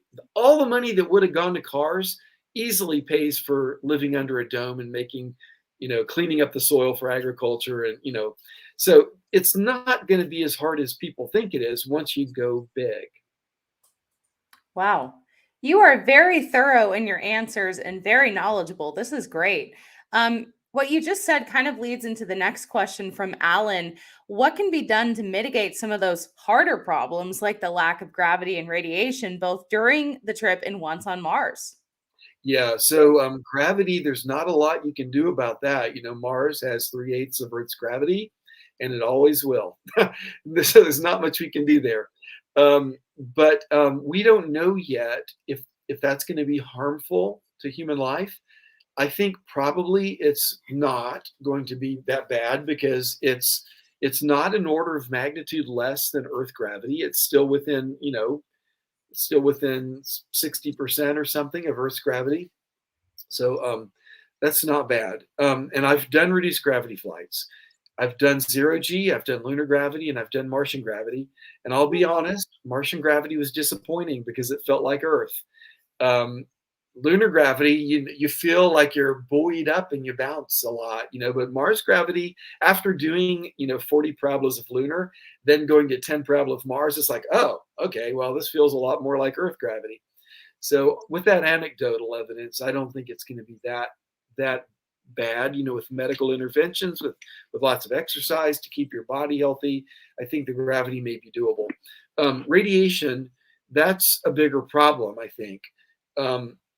So the only way to stop the radiation is to have a lot of mass over your head. Here on the Earth, we have this thick atmosphere. If you were to condense all the mass of the atmosphere down into a solid, it would be about 10 meters thick of sand. It would be Wow. that much mass. So it's like living under 10 meters of soil over your head, Right. blocking the Protection. radiation. So one technique is to go underground. And if you go underground 10 meters, then it's the same as life on Earth. But 10 meters is a lot of dirt to put over the top of your habitat. And so we really don't want that much. But most studies show that you don't really need 10 meters of shielding. You could get by with maybe 2 meters, maybe 1 meter. And then especially with medical intervention like dietary and drugs that counteract the radiation effects. So there may be other ways to deal with this. But most people think that on Mars we're going to have domes. The domes can be designed to let the light in and yet still not have a direct view to space, so that it blocks the radiation. And you can go outside and drive around in rovers and walk in your spacesuit, but you need to keep track of how often you do that so that your lifetime dose doesn't get too high. By the way, every time you fly in a jet aircraft from Miami to Los Angeles, because you're higher above the surface of the Earth, you're getting outside of some of that shielding.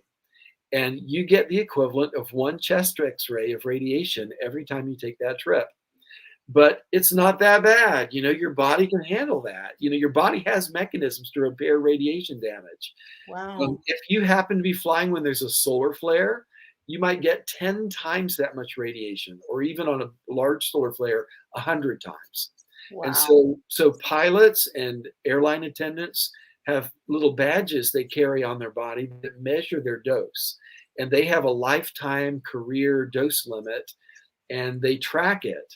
So people on Mars will have to do that. Just wear your little radiation tag, keep track of your dose, and keep it below acceptable limits. So I think that's the way we'll probably handle it. Yeah, you don't sound terribly worried about it. It has to be managed, but it's doable. I think so. And then also the question talked about going to and from Mars. Now that's going to be a little harder because on Mars you can pile up the dirt over the habitat, right? But Right. going to and from Mars, if you put a lot of material around your spacecraft, you're increasing the mass. That means you need a lot more rocket fuel in order to go back and forth, and that increases the cost tremendously. But this is where I think mining asteroids and mining the moon may help with going back and forth to Mars, because you can put more mass on your spacecraft to block the radiation, and then you need more rocket fuel, but you can get that from the asteroids and from the moon too. So this is something you can solve with more mass, massive propellant, massive shielding. There are also technologies for doing active radiation shielding. Many years ago, I worked on a technology using electrostatic fields to block the radiation in space. And we think we can reduce the dose by maybe, I don't know, I'm just going to make up a number, maybe 80% reduction of the dose by using this method. Other people have studied using magnetic fields, using plasma fields, where you put a magnetic field around your spacecraft and then you inject plasma into those field lines, kind of like the aurora borealis. It's where you've got charged particles in the magnetic field lines of the Earth near the poles. So by putting plasma in those field lines, you actually inflate the magnetic bubble, and it becomes much larger without you needing a larger magnet. And so these technologies will work. It just depends on, is it economically better than using just dumb mass on your vehicle? And it also depends on how much dose the crew is getting. Do you really need to go to those extremes? We're talking about lifetime exposure. You want to reduce the lifetime exposure to radiation. So it's a balance between these questions to decide how to do it. We do have a few more questions. First, this is just kind of off topic, but ask Dr. Phil about his NASA Lunabotics competition shirt that he's wearing. Somebody noticed that and could read it. Yeah. So NASA Lunabotics, also sometimes previously it was called the Robotic Mining Competition. That competition has been going on for about, 13 years. For 2 of those years, it was not run by NASA. It was run by Caterpillar. But on all the other years, Caterpillar is the main sponsor of the competition with NASA. But the couple of years NASA wasn't able to hold it, Caterpillar kept it going. So Okay. so it's gone on for about 13 years now. I had to miss it this year because I had to drive a family member across the country. But I'm usually a judge at the competition. It's been very, very beneficial for space exploration because we take notes on the robots. This is an example of citizen science. So every year we get about 40 or 50 robots delivered for free to the Lunabotics competition, and they operate the robots, and the judges take notes, and we learn what's working and what's not working on these 50 prototypes. And I've got a stack of notes about that thick from doing notes every year on these robots. We've evaluated something like 500 robots so far because of this competition. Now, how else are you going to afford to build 500 prototypes other than by doing a citizen science method like this? But there are insights we got on how to not get stuck in lunar soil that we could not have got any other way. And we used to notice, like, wow, this robot, 2 of the wheels are spinning without traction, and it's always 2 diagonally opposite wheels. Why? You know, it's never 2 back ones, 2 front ones. It's always 2 diagonally opposite. And by the second year of the competition, we were puzzled by this, and so we started taking notes, and we finally solved it. What's happening is that it's kind of a long description. I'll try to make it super short here. When one wheel starts to slip, it digs a hole and loses traction because it dug a hole under itself. When that happens, you've now got a hole under one wheel, and so the robot can tip down into that hole, which raises up the opposite wheel, diagonally opposite wheel, off the ground. And now that wheel is making loose contact, and so it digs a hole too. And so because of this, it's almost inevitable that a vehicle operating on loose, fluffy regolith will have 2 diagonally opposite wheels start to slip. And the question is, can your vehicle drive forward on the remaining 2 wheels to get out of that situation? And now all 4 wheels are once again driving.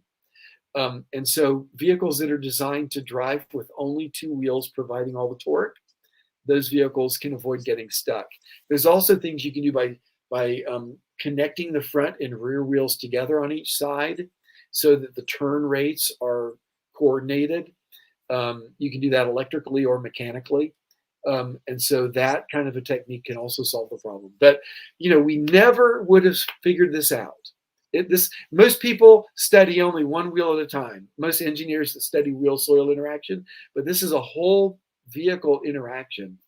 And we never would have figured it out unless we had this competition with dozens at a time, up to 50 robots at a time being delivered to us that we can study to see what's happening and what's going on, what the patterns are. So it's been really beneficial for the space program.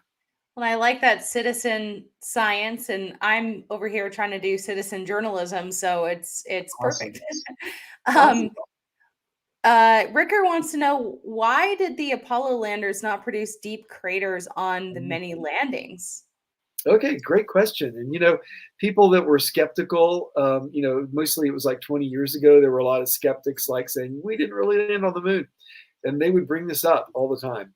But it's really a good question. And the most important thing to know is that one of the coolest things about planetary science is that you can't anticipate how things are going to be different on another planet because the environment is so different. And the moon is different than the Earth because the gravity is much lower and there's no atmosphere. Okay. And when you don't have an atmosphere, it doesn't focus the rocket exhaust into a narrow jet. Instead, the rocket exhaust spreads out to fill the entire hemisphere. So the pressure that it puts on the soil is not a circular patch of pressure like it would be on the Earth. And so it's not like a post hole digger or like sticking your hose in the ground where it just, keep sticking it deeper and deeper because that hose keeps burrowing the sand around the tip of the hose. It's not like that. It's more like snowshoes, which spreads the force out over a bigger area because the plume is very broad. And because it spreads this force out in a bell curve shape on the ground, the soil does not begin to flow. It does not begin to shear. And so it doesn't form a deep crater. Instead, the only effect we get is surface erosion. And it does erode, but it erodes over a very broad area. And so we actually the current best estimate is that every Apollo landing blew 7.8 tons of soil. 7.8 tons is a lot. It's about 2 tons per cubic yard. So we're talking about 4 cubic yards of material was blown, but it was blown only like 3 centimeters deep over meters, many meters diameter. And so you don't see the crater. It's there, but it's so big and broad that the natural terrain variations are actually bigger than the crater is. So you can't see the crater very well with your eyes. But we can see indications that the erosion took place. We see the erosion remnants, which are like if you have a little rock, it'll protect the soil behind the rock. And so we see these shapes on the ground. There's also natural layers in the lunar soil. And it tends to, at every boundary between one layer and the next, the soil is a little stronger. And so when the soil erodes, it tends to make stair steps at these layers. And we can see the stair steps. And so we can see how far downhill does it go. And that gives us an indication of how much soil was blown away. Wow. And Fritz says this could explain why SpaceX's Starship is a viable rocket to land on the moon. Do you agree with that? Well, they're going to land on the moon. So, the question is, how much material are they going to blow when they land on the moon? And is it going to damage anything? And so I'm not really allowed to talk about Starship landing on the moon directly because I have done some work for SpaceX on that topic, and I signed a non-disclosure agreement. So I can't talk about it. Okay. But I can just tell you this, it's no secret. It's a super smart company, a lot of really smart people. And it is publicly known that they were working on this project because when I was involved, because NASA announced that they were doing this project with SpaceX. So I can tell you that. That's publicly known. So there are super smart people at SpaceX working on it. That's all I can say, really. Yeah, I don't know if you can answer this question from Ross, but what are the key additional challenges of landing a huge vehicle like Starship on Mars compared to lighter payloads like Perseverance? So if you can't. Well, I'll just talk in general terms, okay? I'm not going to talk about Starship. I'm just going to talk about big rockets. Okay, if you land a big rocket on the moon, and it could be, the Blue Origin Blue Moon lander, it's going to be bigger than the Apollo lunar modules from the concept art that I've seen. We've talked about 40-ton landers. I've done NASA studies where we assume 40 tons. So this isn't just a Starship question, okay? So it's a generic question. But if you have a big rocket engine with that much thrust, supporting that large of a vehicle in lunar gravity, then and if the nozzle is close to the ground, there does come a point where the soil fails. It begins to shear and makes a deep crater. There's actually 4 different ways that a rocket exhaust can do, 3 or 4 different ways. There's diffuse gas eruption, there's diffusion-driven shearing, there's bearing capacity failure, and then there's shock-induced fluidization. If your engine is turning on and off, it can slap the soil repeatedly with shock waves, which shakes the soil like an earthquake, which can fluidize it. So these are the deep cratering mechanisms, whereas surface erosion is not a deep cratering mechanism, and that's the only one that happened in Apollo. So what happens if you cross the line into one of these other flow regimes? Well, I like to say it's like this. When a granular material transitions from solid-like to fluid-like behavior, it's like melting. It's where a solid turns into a liquid. And so think of it like this. You can drive your truck on a lake in Michigan in the winter. But if you tried to drive your truck out on that lake in the summer, your truck's going to sink, right? Or if you drive it out in the spring or the fall where the ice is too thin, it's going to break and you're going to fall through. So that's what happens when the soil transitions from solid-like to fluid-like to behavior. It can make a deep crater.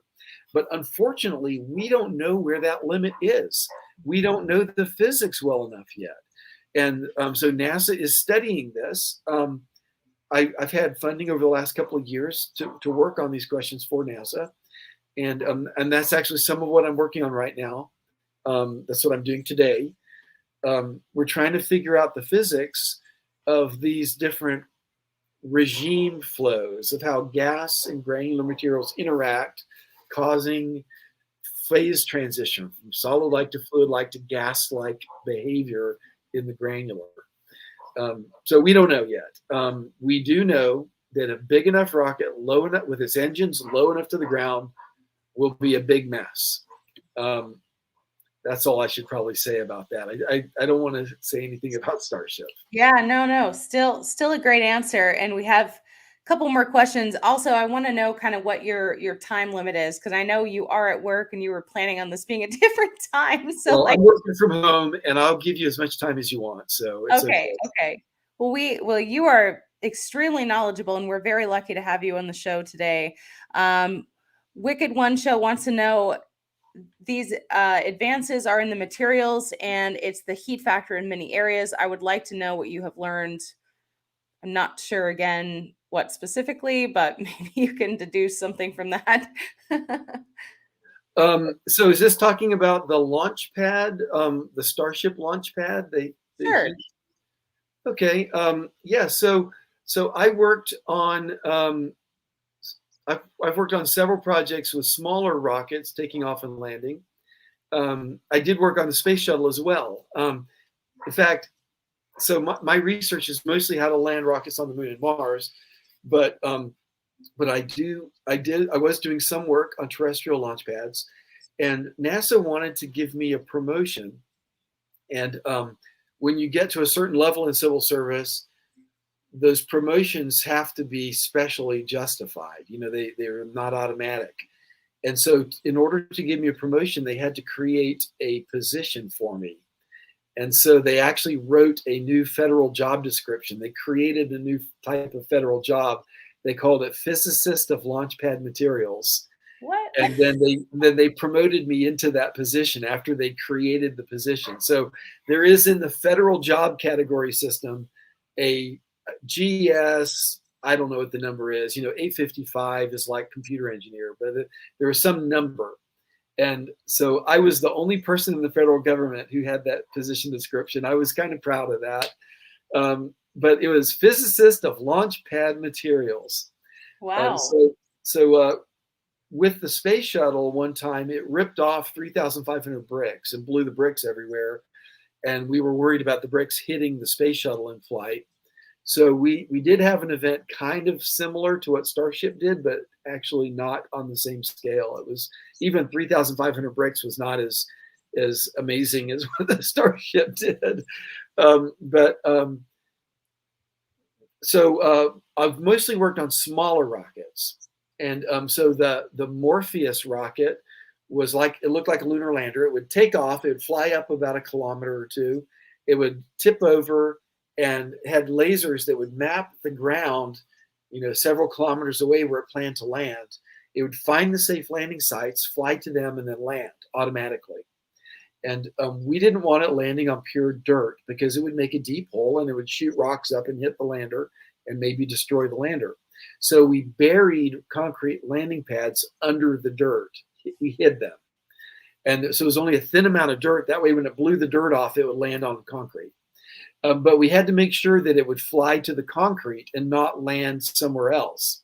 Right. We only had 2 small landing pads hidden under that entire simulated lunar terrain. So we put enough boulders and craters everywhere else so that those were the only safe places to land. And it worked. But one time when it was taking off, it was going to fly over and go land there. As it took off, it lifted off the ground, and then it slowly turned upside down and drove itself into the ground and blew up.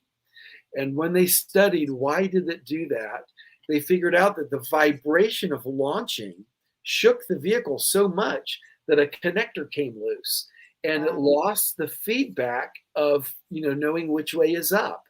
It's just like in your ear, you've got these sensors in your ear, and the ones on the spacecraft are very much like that. And they sense the rotational motions in 3 axes, and they tell the spacecraft which way it's pointing so that it can stay up. So we realized we need to reduce the vibration on liftoff. And to do that, we had to build a flame trench. And we wanted it to be portable because we wanted to be able to launch from different locations. I know this is a very long answer, and I am getting to the materials heat loading, and I am there now. I'm finally there.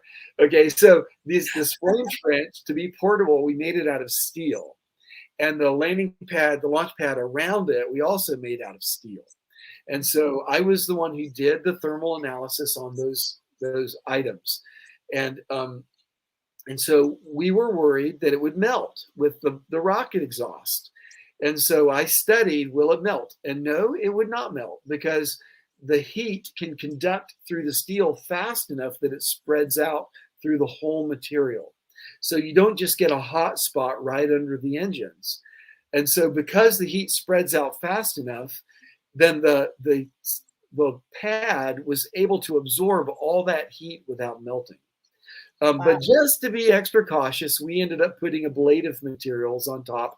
It's like paint on silicone that would burn off and take away some of the heat. So that was how we did it, and it worked great. We launched off steel launch pads all the time in that program. Now, I heard that Elon and company, SpaceX, they are going to do a steel pad under the Starship where the Fondag used to be. Steel-cooled plate. Yeah, a big giant steel plate and water cooled. You're right. And so when I heard that, I thought, oh, that is really cool. We used ablative material, which is a breathing hazard. Once it ablates, you can't breathe it until it dissipates. And also, you have to replace it every time. But water cooled, that's really a cool way to do it, because it's easy to replace the water. You just pump more water next time. And it's not a breathing hazard. When it makes steam, and the steam just goes off in the atmosphere, and it's fine. So that's a really cool idea. And I have no doubt that will be successful, because my experience shows that you can very easily make steel survivable under a launch event. So anyways, I hope that answers the question. It definitely does. And I wish I could pull up your thread. You made like a 4-part thread about I think it was relating to the current environmental lawsuit a little bit. Oh, whoops, my camera. Sorry, hold on here. So my ZV-1 died, so we're back on the computer cam. Sorry about that. You made a thread on Twitter about the environmental impacts of the Starship launch.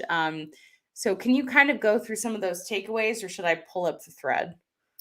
Well, yeah, I can go through them. I don't remember exactly what I said, but so first of all, we're talking about concrete. We're not talking about hazardous chemicals, And yes, it's bad if concrete falls on animals and kills the animals. We don't want that. But it was an unusual event. We don't expect to be blowing concrete very much. And the Wildlife Service says that as far as they could tell, no animals were injured by the concrete. But when you launch out of Earth into space, it is a violent event. And there's value to doing it. We really want to get things in space.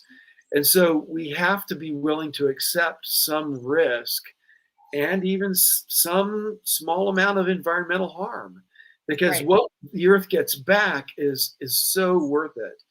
And at the Kennedy Space Center, there is a lot of environmental harm from the space shuttle, because it used boosters that were blowing acid into the environment. It was very acidic, and this acid would get into the water and on the ground. And also, the launch blast would kill birds. Every launch, there would be birds at the launch pad who would be killed by the blast. And we're not happy about that. But it routinely happened. And, that's a wildlife refuge too, just like Boca Chica is. I mean, there would be birds blown into the chain link fence around the launch pad, and you would see the dead birds in the chain link after launch sometimes. So it was sad, very sad, and we don't like that. But because we think that we really need to do launches, we need to get into space, we were willing to accept some level of that. But there's something else that caused a lot more environmental harm than the launches at the Kennedy Space Center. And that is having 15,000 people drive to and from work every day. There would be roadkill every day. There'd be snakes and armadillos. They would get hit on the roads. You would find vultures on the roads that had been hit by a car, where the vulture was eating an armadillo that had gotten hit by a car. And so it's not just the launches. There are other ways that doing activity there harms the environment. But it wasn't a wildlife refuge before NASA came. My family, back before I was born, had a house on the beach, and the government came and took over all the property, kicked everybody out, tore all the houses down except for one. We call it the beach house. Those were private residences, and then turned it into a big wildlife refuge. So even though it is harming the environment some, it is overall protecting that part of Florida from ever being developed. And so there's a balance there, and it is net beneficial, I think, for the Earth as well as for space.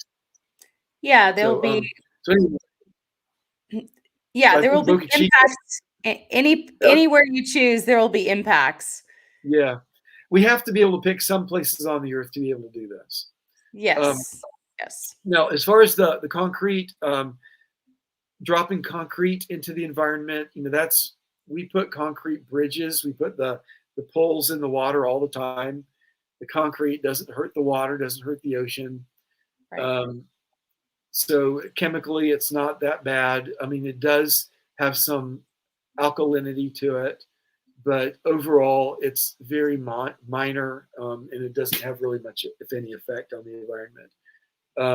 The fuel that they're using for SpaceX is methane and oxygen.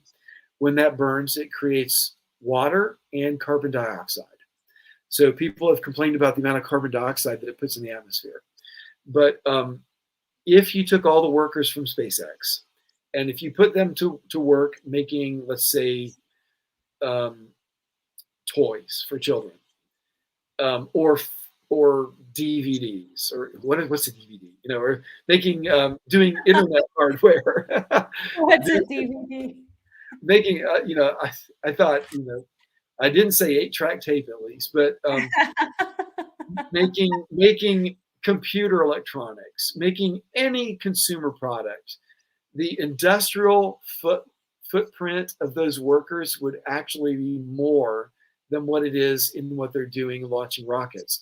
It would result in more carbon dioxide going into the atmosphere if they were making toys for children or books instead of launching rockets.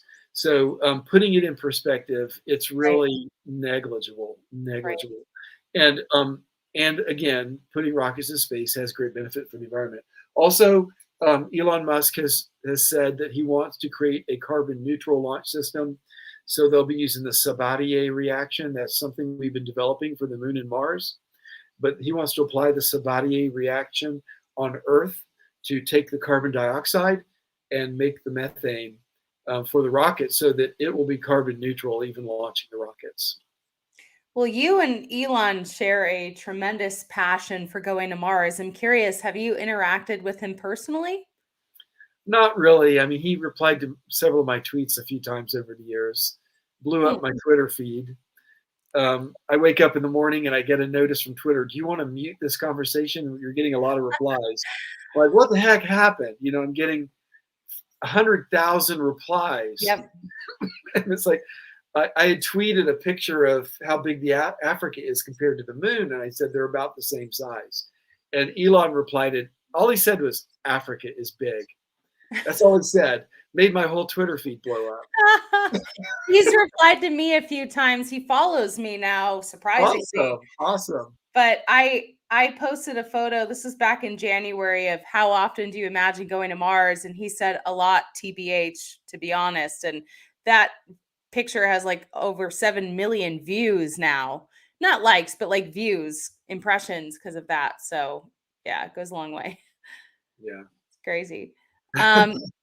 Okay, so we have another question here. In this, so Richard says it may not be your area of expertise, but watching your TED Talk, I know it's something that you care about. To sustain life long term on Mars, obviously subterranean agriculture is probably phase one. Long term, is terraforming even possible? Yeah, I agree that it'll be done. I don't know about subterranean, but maybe under domes, maybe subterranean. It depends on how the plants handle the radiation environment, I guess. We've always imagined it being greenhouses.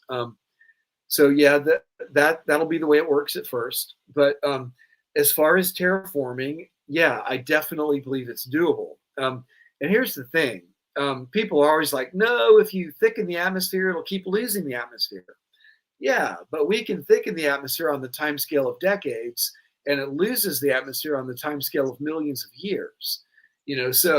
So we can easily keep up with that process for as long as human civilization exists. Eventually, we're going to become such. I hope we will become such an advanced civilization that we won't be dependent on planets at all, and we'll be going to multiple stars. That's possible.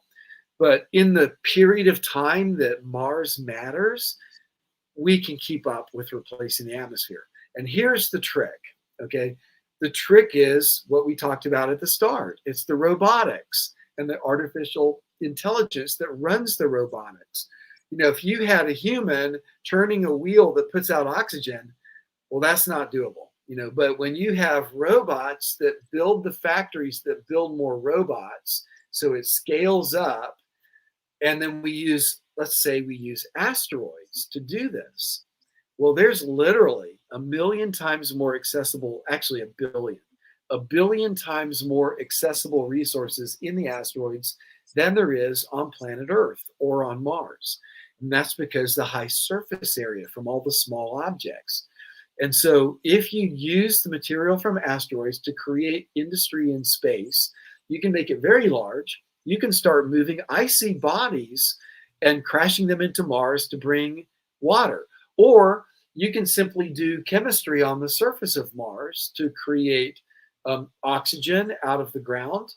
You don't want to make too much oxygen, so you need to get neutral species from somewhere. But by doing robotic industry, I think we can actually terraform Mars on the time scale of 1 or 2 centuries. So like 100 years from now, I think you could have a dense enough atmosphere that you solve the radiation problem, and you can walk around using just a small mask on your mouth, and then maybe within some time after that, you can get rid of the mask too. So I think it's very doable. Also, I had one other thought I was going to mention. Oh yeah, it's kind of funny. A friend of mine. His name is slipping my mind. Tony Muscatello. Tony and I used to sit next to each other at NASA. Tony had this idea of building self-replicating factories on Mars to simply make oxygen out of the dirt, because dirt is about 40% oxygen. And so you could convert the dirt all over Mars into oxygen. And so this is where we showed you could do this in less than 100 years. You can make a thick, breathable atmosphere. But the problem is, by taking the oxygen out of the soil, you're making the soil into a mineral or even into metals that can burn. And you're making the oxygen atmosphere 100% oxygen. And so as a result, the entire surface of Mars could catch on fire. And so that wouldn't really be the best way to terraform Mars. But Tony presented that work at a Mars Society meeting. And we did show that in principle, you could terraform the whole planet in like less than 100 years. Wow. That's exciting. I don't know if we'll be around to see that, but it sure is exciting. I don't know. We could have some major developments with, anti-aging soon here too. So Ricker wants to know, and I've had a couple people bring this up, if I should visit the NASA Vibration Test Lab in Florida to learn about force-limited vibration testing for payload launch survival. Would that be a worthwhile trip? The Swamp Works now offers pre-launch services, including therm and vibe and vacuum testing. So yes, they can provide those services. And I see now it says NASA Vibration Lab. The NASA Vibration Lab also has the vibration services there at the Kennedy Space Center. So in the past, when I've worked on proposals for building spacecraft, we've tended to go to private companies. There are a lot of private companies around Florida and probably all over the country that provide these services. Maybe it'll be cheaper than going to NASA. I don't know. We didn't do cost comparison, but anyways, it's always fun to go to NASA, to go to the Kennedy Space Center. So if you just want to go and use their lab, if the cost difference is within the window where the cool factor of doing it there makes it worth it, then I'd say, yeah, definitely go for it. I always love driving onto the Space Center. It just feels like you're driving back in time to the 1960s, to the Apollo program. And it has that feeling. Everywhere I go on the Space Center, I feel like, wow, I'm in this amazing historic place where so much has happened. So I'd say, yeah, do it. Well, Randy says this has been an amazingly informative interview. I agree. I definitely want to write like an article kind of recapping, because you are so good at giving information on the spot. And so you're a teacher, correct? Well, I don't teach. I do research. I'm a research faculty at the University of Central Florida. You're a great teacher, though. You could be a teacher. Well, thank you. I hope so. Yeah, you make this stuff fun and kind of easy to understand for the layman. And I interviewed Jonathan McDowell a lot too. I know that you're at least in his circle, I think. And he's the same way, where you guys are like just a wealth of knowledge, but you make it easy and fun to understand. So I really appreciate that. Let's see. John wants to know how much metal can be extracted from the Mars regolith and adding to both glass and dome materials to increase the shielding on Mars and maybe even the moon. Yeah, so there's a lot of metal in every mineral. Well, not every mineral, but most minerals. Like quartz, for example, is silicon and oxygen. There's no metal. But most of the minerals on Mars are volcanic. So a lot of iron as well as other metals. Like on the moon, it's mostly iron, and then aluminum, magnesium, and lots of smaller amounts of other metals. So you can expect to get something like 20% or more of the weight of the soil as pure metal. Now, we don't normally do that here on the Earth. We don't just scoop up the dirt. We don't go to the beach in California. There's a lot of volcanic material there too. We don't just go scoop that up and make metal, because it takes a lot of energy. Instead, we drive around the whole Earth and we search for special minerals. And those are the minerals where you can make the metal for low energy. And that's what makes them economically more competitive. Yeah. And we call those ore. So when we go to the moon, there are some ores on the moon, meaning they're economically viable, but mostly it's just what we call country rock.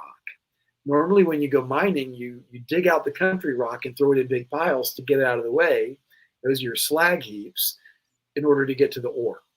But on the moon, we're going to be mostly working with country rock, because we don't have the time. We don't have thousands of years experience like we do on the Earth of searching out all the best minerals and learning how to work with them. So we're just going to use country rock.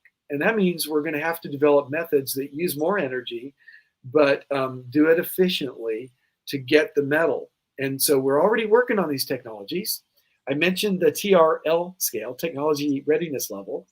These technologies are about 4 to 5, TRL 4 to 5. They've been tested in the lab. We've built components, we've verified them, and even a few prototypes have been tested. So we now are getting the ability to make metal out of any mineral that you pick up off the ground. As long as there's metal atoms in it, we can make metal out of it. So that's coming available. It will take more energy, but because we're learning how to do it efficiently, these are technologies that can also be spun back to the earth. The mining companies would really love to be able to go to those slag heaps and reprocess them to get value out of it. They've already spent a huge amount of money breaking up the rock into small pieces. And so if you can get value out of it, that will actually greatly help our environment because we don't have to do more mining. So these are space technologies that are being spun back into the earth to help the earth's environment. And these are technologies specifically for settling on the moon and Mars. So settling on Mars is going to help planet Earth. That's just one of the many ways it will. So I kind of already forgot the question because I've been rambling, but I can pop it up again. It was about metal extraction from Mars regolith. Okay, I think I talked about that. And then for shielding, yeah, so if we can, people are talking about making domes. The domes could be inflated with air pressure to hold them up. So you don't necessarily need structural metal to hold the dome. So if you have close to an Earth atmosphere of pressure, that's going to be a lot of upward force in that dome. The problem is going to be holding the dome down, anchoring it well enough so it doesn't tip up and let all the air out. But we don't necessarily need a lot of structural metal to hold up these domes. And so people are talking about making them out of polymer materials. Polymers are better at stopping space radiation than metals and soil are. And that's because polymers have a lot of hydrogen in them. And hydrogen is what is best at stopping space radiation. You can think of it like this. If you roll a bowling ball at high speed into another bowling ball, the first bowling ball will stop and the second bowling ball will start rolling, right? It transfers the momentum. And so you didn't stop the radiation. It's just the atom that was going fast now made a different atom go fast. So that's what happens if you use metal to try to stop particle radiation. But if you use smaller atoms, like lots of hydrogen, it's like rolling a bowling ball into a big, gigantic pile of packing peanuts. It will transfer the momentum to those packing peanuts, but then they will transfer it to other ones and to other ones, and it dissipates all that energy into the big pile, and the bowling ball goes in the pile and it never comes out, and no packing peanuts leave the pile. So that's why having lots of hydrogen atoms, they can't shatter into smaller fragments. They're just like packing peanuts. They get all the energy, they share it with each other, and it dissipates the energy. So using water is a great radiation shield because it's a lot of hydrogen atoms with the oxygen. And polymers also have a lot of hydrogen. So we can make polymers out of the Martian atmosphere and the Martian water, combine them to make these long hydrocarbons or other long molecules. And then we can make plastic and make them transparent. So we have big transparent plastic domes that hold in the air, block the radiation, and let the sunlight in. So that's one way we think we're going to do it in the future. John wants to know, does using polymers as shielding in spaceships make sense? Yeah, it does. It makes a lot of sense. And there's a lot of research into optimizing these materials to most effectively stop the radiation with a minimum amount of mass. So yeah, that's an active area of research. Another thing that makes a lot of sense is you need to bring drinking water on your trip, and you'll probably recycle the pee, but you're going to have big storage tanks for all the water on your trip, and so put them around the crew on the outside. Also, the rocket fuel. You could use, if you're using liquid hydrogen or using methane, there's a lot of hydrogen in either of those. And so putting rocket fuel around the habitation part could also reduce the radiation. Another trick is to have a radiation shelter on your spacecraft. Most of the time, you're just getting a low level of cosmic radiation. But every once in a while, you get a big solar flare or a coronal mass ejection from the sun, and the radiation dose can go way up for a few days. So if you have a small little place inside your spaceship where all the crew can go in and hang out for a couple of days, then they can avoid all that radiation. So you can put a passive material like some polymer around this little huddle house. And then, the crew can go out and back. They don't have to spend every minute inside that radiation shelter. But the more time they spend in it, the more it'll reduce the radiation during that event. Fritz is really enjoying this interview. He wants to know how has this level of knowledge been personally shared with SpaceX? Obviously, you've been focusing on longer term issues and making life here on Earth better. So are you actively sharing all this research, or how does that work? I've met with people from SpaceX numerous times on various topics. I've recently done work with them, just this past year. But they have a lot of people. What I'm describing, it is the result of, I think I've been working in this field for 38 years now. Wow. So it is the result of a lifetime of working, but there's a lot of people working in space, and so a lot of people have this knowledge. I've been fortunate to collect a lot of knowledge together into one head, but there's a lot of people with specialties in different areas, and SpaceX has a lot of these smart people working there. And so they interact with NASA, they interact with academic people, and they interact with the people they hire. Another thing people may not realize is that space companies steal each other's employees all the time. Yeah. So there's a lot of mobility in the aerospace industry. And so Right. people used to work for ULA or Blue Origin, go to SpaceX. People will go from SpaceX to Blue Origin or ULA, And so the knowledge does get distributed around, the generic knowledge. We're not allowed to tell about technologies we were working on at a previous company, but the general scientific understanding is very transferable in the community. Right.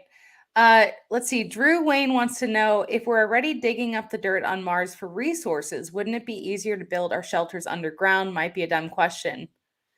No, not a dumb question. And yeah, we could do that. The challenge with building underground is you need to stabilize the material. The surface of a planet is broken up, shattered material we call regolith. And as you go deeper, you get into bedrock, but the bedrock has a lot of fractures. And so when you're digging in bedrock, you have to shore it up, stabilize it. They do that in mines. The moon is especially bad. The moon, you're going to have to go like 40 meters or much deeper even before you can get to really stable ground. So we need to work on the technologies for shoring it up, doing that robotically in the space environment. I haven't really looked into it as much for Mars, but that'll be the challenge. Because of that challenge, most of the space architects are more interested in the idea of pushing dirt up over your habitat with a bulldozer.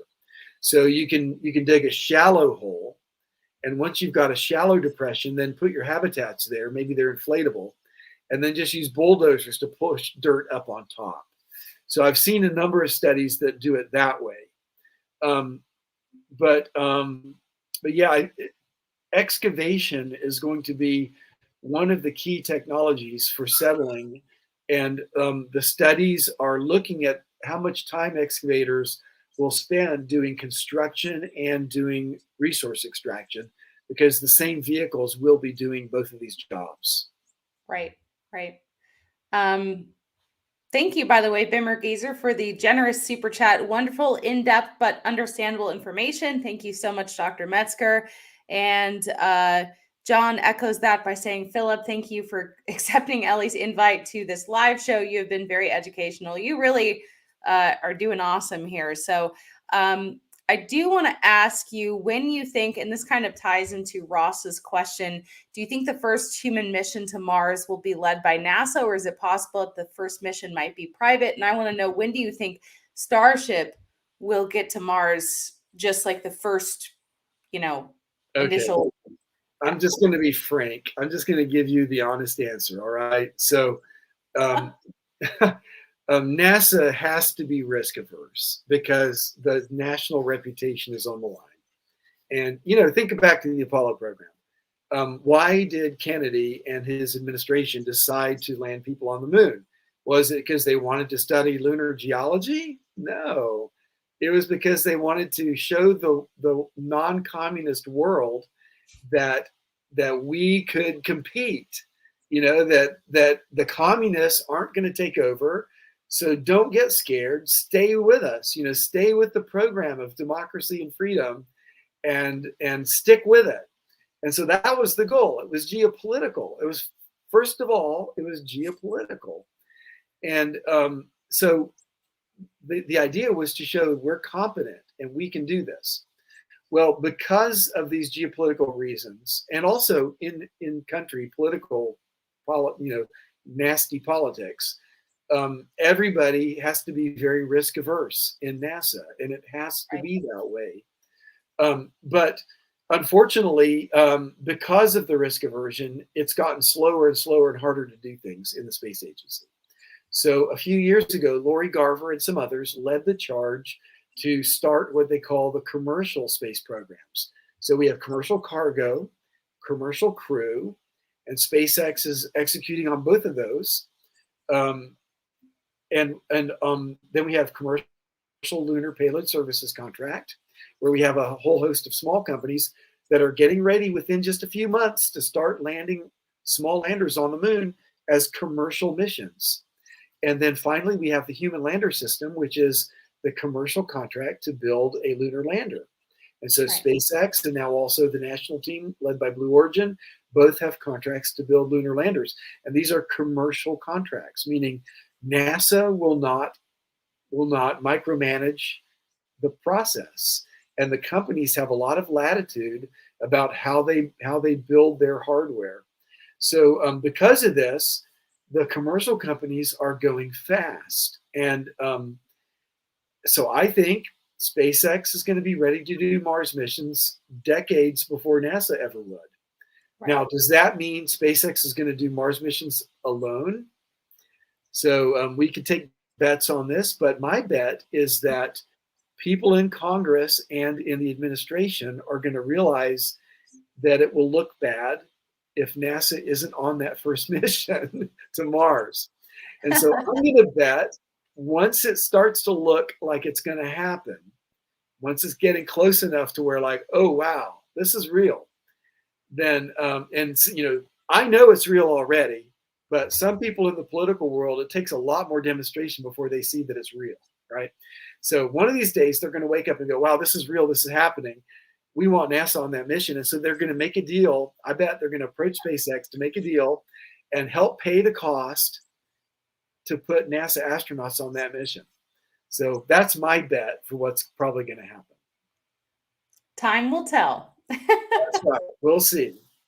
Well, Dr. Metzger, you have been phenomenal. I would love to still do our interview in person when I can make it out to Florida. So sorry that I had to cancel on you. Well, I guess I didn't really cancel. I'm just not there in person. Yeah, that's totally fine. And we would love to have you.